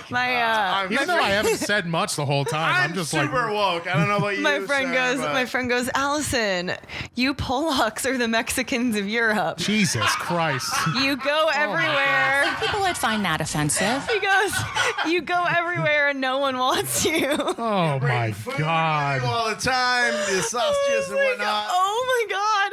It's not racist at all. No, not at all. Unsurprisingly, he was German. Yeah, that makes a little bit of sense. Oh man, you got to be fucking kidding me. Fucking Nazis. Jesus. It's like when your people invented that submarine with the screen door on it. Yeah. Boy. So we can find. Yep. Now you definitely want to follow me. Yeah, definitely I went viral follow. on Instagram yesterday, by the way. Awesome. It was great. At Allie Woe on Instagram. Come hang out. At Allie Woe on Instagram. At Allie Woe on Twitter. Find her on The Facebook. Allie Woe. Also, how you guys invented the solar-powered flashlight. Yeah. That was a Polish thing as well. I'm just wishing the Mary Bank for all Polish jokes I can think of right now. Well, give her a follow. Go check her out on social media. Highly recommend that. Craig needs to have another drink right now. Probably. But Allison, I'm glad that you mentioned all that stuff right there because clearly Craig needs another shot. We do this every Monday. It's called Booze Reviews. It's a staple segment of the show where we're going to actually take a liquor or a beer and we are going to sip it and we are going to try it and we are going to talk about it and make fun of it if we have to. And Craig is always going to be like, well, it's not Budweiser, but I'm going to step on your line again. Oh, cool. There it is. Thanks, so that means it is Monday. It is time for Booze Reviews. That's right. Tonight, we're getting fucked up. We all got wasted. Paranoid Social Club from the great state of Maine. That's right. Paranoid Social Club. We love you guys. We've talked about them before. Craig, we mentioned this one last week. We have in the studio today, it's called Sheepdog. It's a peanut butter whiskey. Allison, I don't know if you're much of a drinker because you are such a fitness freak, but obviously we are fitness people too, so that's why we decided to go with. Yeah, you I have actually drink heard insane amounts of alcohol and be healthy. I've actually heard of this peanut butter alcohol because someone peanut butter whiskey because someone made drinks with it on my show a few weeks ago. That's one of the talents people have been doing is making alcohol drinks. Nice. But yeah, like fitness related alcohol drinks where it's like one of the things where it's like you gotta make it nice and clean. They always say clear liquors is the way to go.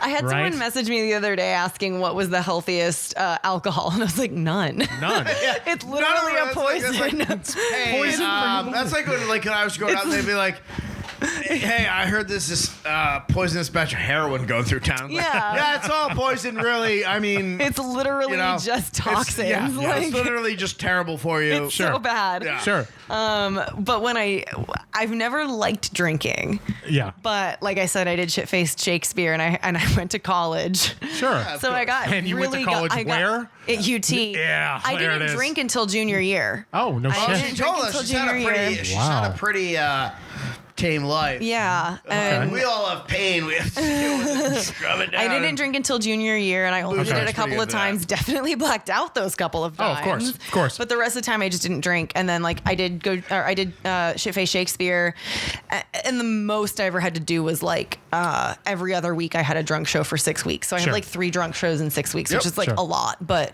other than that, it was once a month max. So what you're saying is that your liver is in really good shape. My liver's in great shape, but when I do drink, it's a lot. Okay. And it takes a lot to get me drunk. So That's awesome. You get a tolerance. I have a tolerance even though I don't drink a lot. Well, you're also from Polish Texas. and Irish and Texan. And a badass bitch. So, that makes sense. I remember drinking half of a 750 of Maker's Mark. Oh, boy. Before one of my drunk shows. Drinking Makers, Macas, cranberry. And that was the average for me. It was a third to a half of a bottle of whiskey before a show. Man. And then they'll give you whiskeys they'll give you ciders on the show. Like growing up, we just like we were beer drinkers. Like I could drink 30 fucking beers. It tastes like piss to me. The only beer I like is Guinness. Like I like the darkest beer you can get. But then when I get to college, there's like people doing shots, and it's like like I said, I can drink 30 fucking beers over the course of a day and be fine. And then you take the one add shot. in like 4 shots to that, and I am blacked out, puking on your bed and peeing in the hallway somewhere. Typically sleeping at the bar, like we've found you Mike, several times. That was after Thanksgiving. Tryptophan in a turkey can make you sleep. Damn. So yeah, I don't know. I didn't feel you needed to bring that up right now, but. Hey. Craig is at the bar. Then the bartender's saying, "Hey, Mike, he can't sleep here," and you're going, "Yeah, he knows that."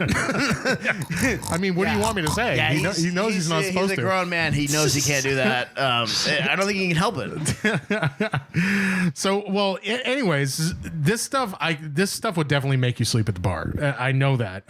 So fucking good, man. The fact that this hasn't been out, if this had been out in my high school days, good God, I was a big dude, Skippy peanut butter guy. This legit. They make flavored booze all the time, but it always tastes like slightly a bit of whatever that is, and then whiskey, vodka or whatever. Yeah, this legit tastes like liquid peanut butter. It is insane. So it's like pad thai with peanut sauce. So I poured us.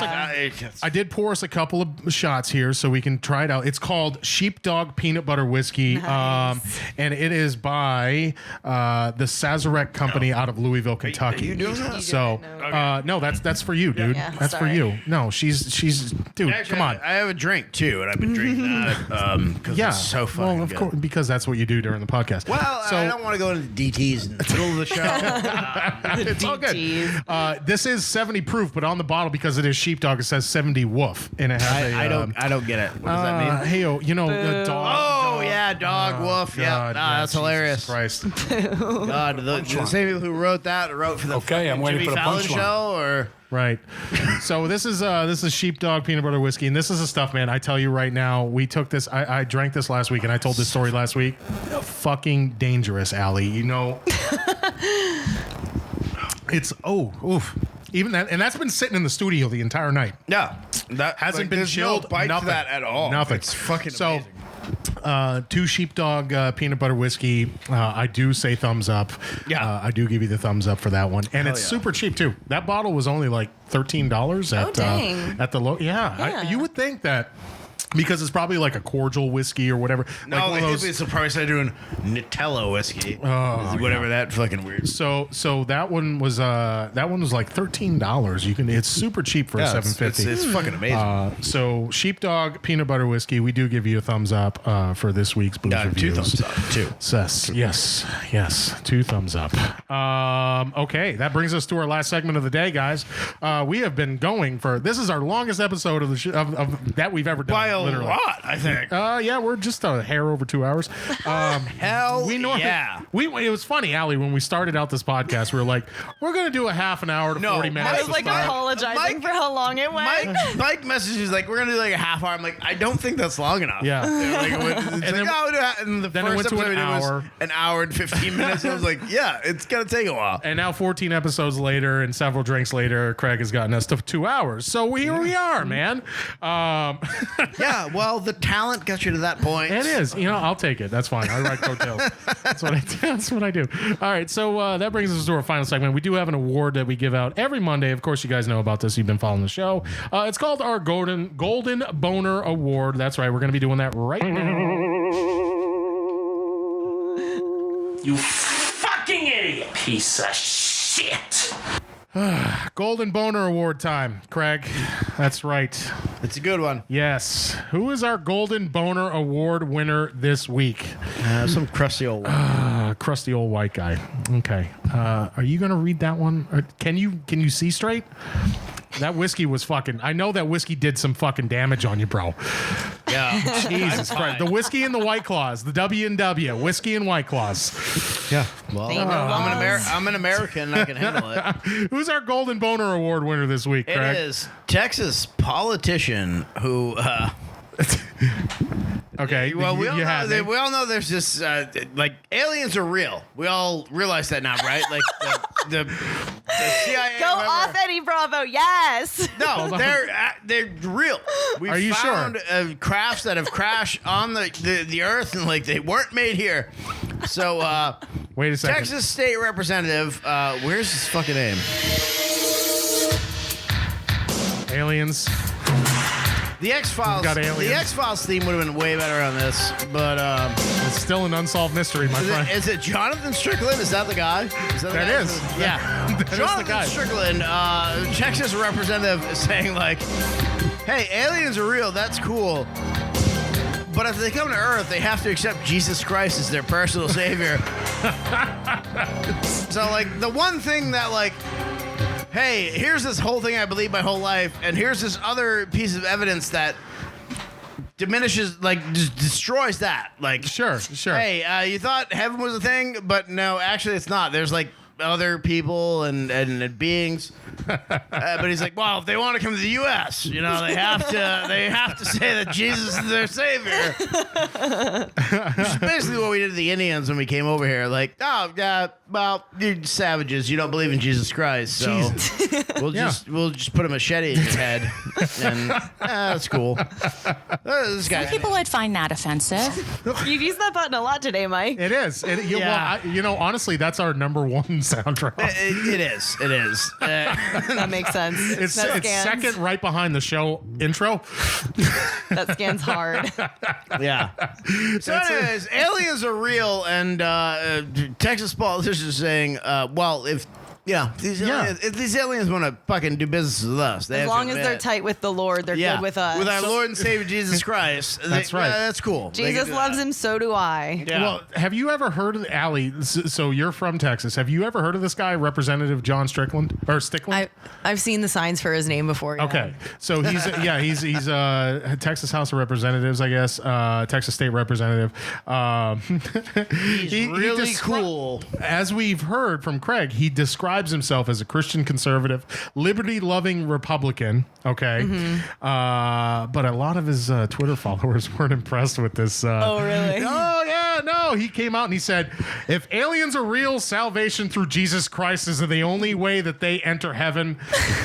Hashtag Texas Ledge. Were his followers mad that they were like, why would you even say that aliens exist? Right. Hey, like, we know like space is infinite and like we don't know anything about that, but if you want to get into heaven, you've gotta be baptized. That's how it goes. So fucking idiot. And if you read down through some of the fucking Twitter things, one guy says that's pretty arrogant statement, given that they're likely not human and are evolved beyond the mental constructs of heaven and hell. That makes sense. Well, can right? they read? Can they read? Then they can read the Bible. That's Supposedly they can't even talk. They have to like communicate. They just telepathically. Yes. Well, yeah, you don't have to talk to be able to read the Bible, Mike. Right. I mean, that's how that goes. Jesus you know. Christ. Whoa, hey, oh. I see what you're saying there. You're getting into the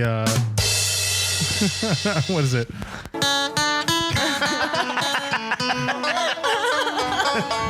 Them Southern people. I mean, it's just the truth. Fuck. You know? That sound effect. Oh, she loves the dueling banjos. Got it. Dude. So another guy says, I don't even know where to start. Is it a virtual certainty that intelligent life exists elsewhere in the universe, but why would they need salvation? And why is salvation only available through your God? If they reach us, they are far more advanced than we are.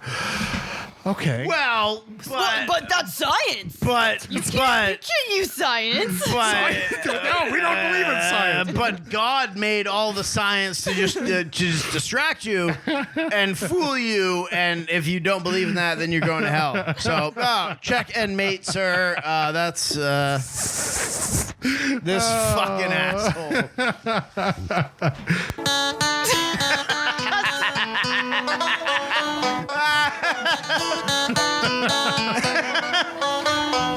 I don't know why that's so funny. God damn it, Craig's dancing. This is why we don't have a video podcast, because we get kicked off of YouTube for that alone.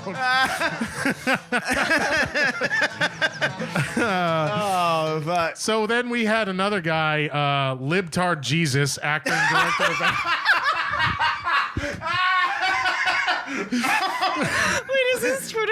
Libtard Jesus. His Twitter handle is @LibtardJesus1. Oh, this guy's my hero. I'm following him as soon as I get out of here. Libtard Jesus. Libtard Jesus says, maybe they have their own sky gods. Maybe they created us. Maybe your god was a precocious child of theirs that ran away and made a mess in a mud puddle. All of this and more is possible. Oh, dude, that fucking Libtard Jesus Twitter handle makes me. That's the greatest Twitter handle I've ever heard. You just made me remember I followed someone with the handle Boy Yeats World. Boy Yeats World. Yes. Love it. That's also pretty fucking such amazing. a good handle, right? Libtard Jesus, dude. That is in a category. Libtard Jesus won. He's the one. Libtard Jesus. You won Twitter, Libtard Jesus. I mean, if he had to do looking this guy up. If he had to do Libtard Jesus 1, how many Libtard Jesuses are there? I want to know. That must mean he's the his first. Profile picture him butt fucking a guy with a long hair and a beard. It is a South Park character. Yeah, it's a South Park character. He's got almost 2,400 followers on Twitter. His headline is Libtard Jesus, Allison looked it up. She took care of that shit. She looked it up. And, so we got Libtard Jesus 1. You're a fucking superstar. He's got a legit Bible verse in the bio. Of course he does. Wow. And then Corinthians 7 2, 4, 6, 8. So then we had a man will not lay with a man as he does the Speaking woman. of which, Joe Rogan is trending right now. Let's see what he did now. Oh! Who did he laugh at that was going to offend somebody?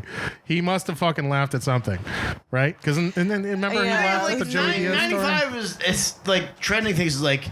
What did he talk about? How a gorilla can beat up a great white shark in a fist fight? Like, is that what he's talking? Like, yeah, that's most of his podcast. How gorillas can beat up sharks and tigers in a fight. Whatever, motherfucker! All right, so then we had another guy on here and keep in mind this is all in response on Jonathan Stickland's @RepStickland Twitter. This is all in response. Let's just promote Libtard Jesus. Libtard Jesus. So then what did this show is sponsored by Libtard Jesus 1. Libtard Jesus. We need to do a fucking ad for him. Please come on this podcast. We'll make more money off of Libtard Jesus than we will off of Anchor.fm. Sacramento I can tell you that much right now. And then Mike will touch your butt like. All right, we've gone off the rails now. So now Eddie Nunez said he's like pretty sure if they can travel across the universe, they don't need advice from people who won't wear a mask, which is kind of funny. All right, and this one was my personal favorite. Allie, do you want to read that one right The there? bottom or top one? The very top one right there. That one's great. All right, this Twitter handle is @MandyMice, MAIS. Yep. Wow, aliens haven't even been confirmed, and Christians already trying to push their religion on them. Yeah. It's kind of the whole point of the whole thing.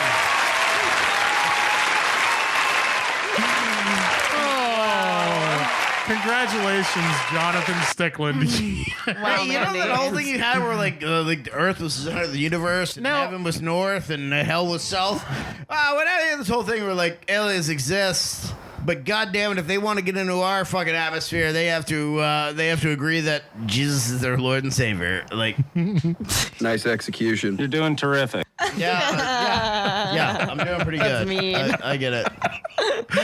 All right, so So mean. It's the Ferg Doggy. This is what the Ferg Doggy does on Sundays or Mondays. I should say. Mike said on a podcast earlier, you can. It's like you flip the switch when I'm like somewhat sober to when I get really drunk on the podcast. Yeah, and it's gone there. Yeah, well, That's okay. That's okay. Beers and whiskey. It's fucking manic. Manic you haven't Monday, made right? me say any fucking racial slurs. I have or not. anything. I have not. And he usually does that. He usually does.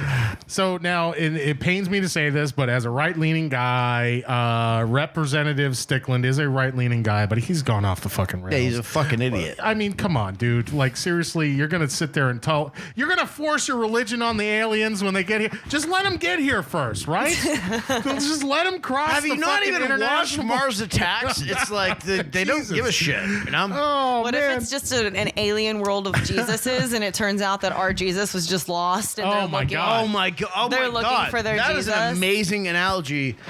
Like know? they're all Jesuses who were born, and ours is like the heroin addicted. Just they like send him in a spaceship over He here. got lost and did this thing while he was if here. you're pretty cool, you can go to heaven. If not, you go to this guy named Satan. He's in hell. I've been watching too much Rick and Morty. And Yeah, we had that shit. This episode 2000 millennia ago, and we got over it. This It episode wasn't that funny of a show. This episode of Ancient Aliens is brought to you by White Claw and Sheepdog Peanut Butter Whiskey. With our host, Greg. Hell yeah. I like Oh, man. it. So congratulations, Representative Stickland. It pains me to say this, but you are this week's Golden Boner Award winner. Fuck yeah. You fucking idiot. Piece of shit. All right, so that makes means sense. that's our show, guys.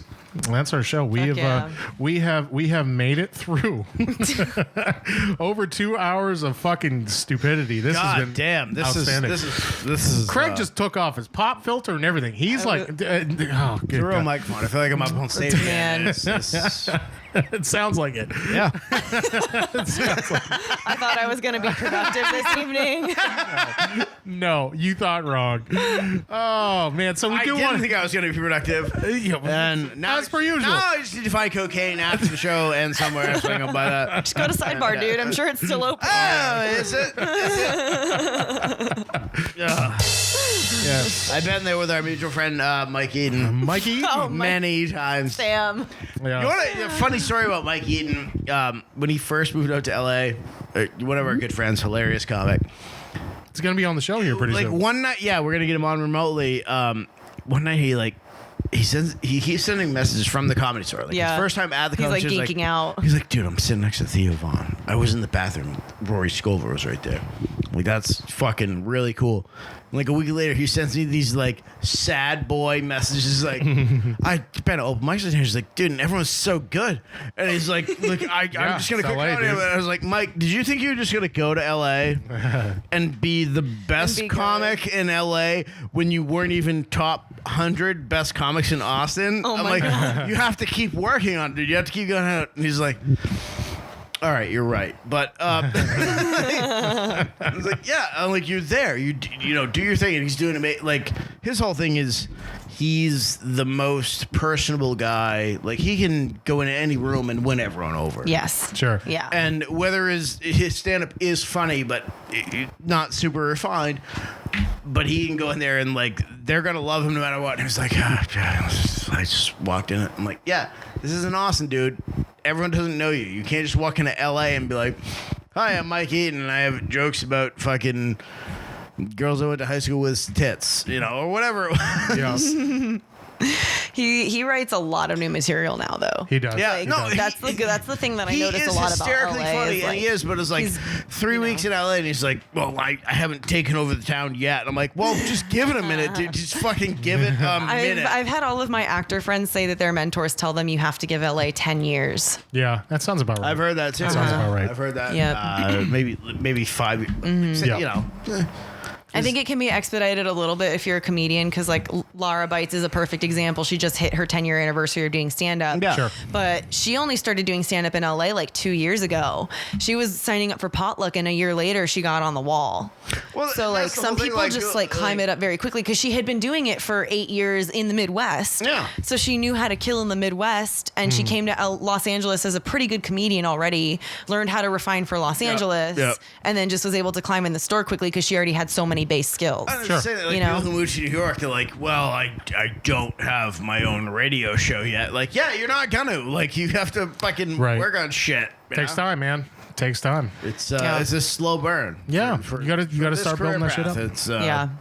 Yeah, absolutely. and you have to get good. Well, Allison, We really thank you for being here in the studio. This has been a really fun episode. Actually. Yeah, this is my favorite episode. We went way long, but this is my favorite. It's okay. No, we've had a lot of fun. So we do appreciate you again. We can find you on social media at AlliWo on Instagram. On Instagram, and the AlliWo on Twitter. Yeah, okay. I wholeheartedly think the 4 people who listen to the show will probably add you on Instagram. 100% should. Extra 4 followers. She's hilarious, guys. Give her a listen. Follow her on social media, and then go check out All Is On podcast with the Allisons. Yeah, All Is On. That's available on Spotify, iTunes, Anchor.fm, Google, yep, bunch of different places. So go check that out, guys.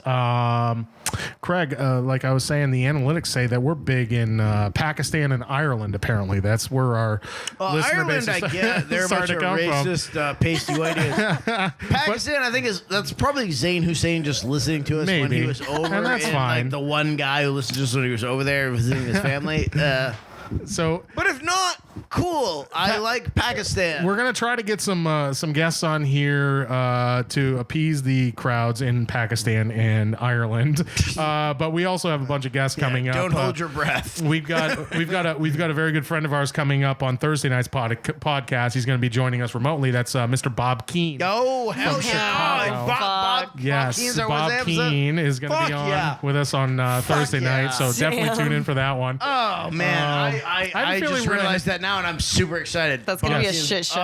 I have a feeling we're going to be using that offensive sound drop quite a bit. Dude, when Bob Keane is on, it'll be like tonight. Allison doesn't drink, but she hung out here, was cool. She hung out with us the whole time, man. That's okay. Drunk. We don't judge on that. It was funny, but Bob will. The podcast won't be as long because Bob will get drunker. It'll take any of us. It'll take not Jamie like probably a half an hour just to get in touch with him on. Yeah, just to get him on because he'll be hammered by the time he gets on the show. Yeah, I meant to ask you before here, like who's our Wednesday guest, and then like I knew it was someone I knew. I'm like, oh fuck, it's Bob Keane. Bob Keane. Oh my god. So we got he's a Chicago stand-up comedian.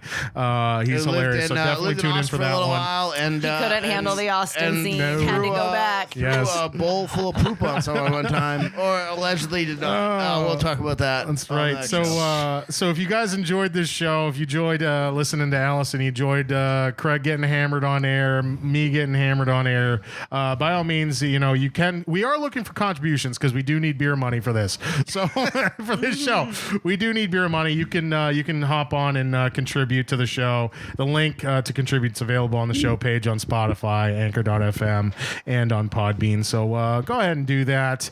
Other than that, as we always say, if you did enjoy the show, by all means, go ahead and give us a like, give us a thumbs up, give us a follow, give us a fucking listen. A listen, man. About any of that other stuff Mike talks about. That's right. Listen to the podcast and like it. Yes, we are available on social media at GFY Social Club. YouTube channel, GFY Social Club. You can hear us twice a week, Spotify, Apple Podcasts, Google Podcasts, Podbean, Pocket Cast, Republic, Anchor.fm, several others. Thanks for listening, guys. Allie, thanks for hanging out with us. Thanks, guys. Bye-bye. It's been a lot of fun. We'll see you back here on Thursday night, 7 o'clock Eastern, 6 p.m. Central. That's 1 p.m. Alaskan Standard Time. That's right. Hashtag join the club, guys. We'll see you on Thursday night.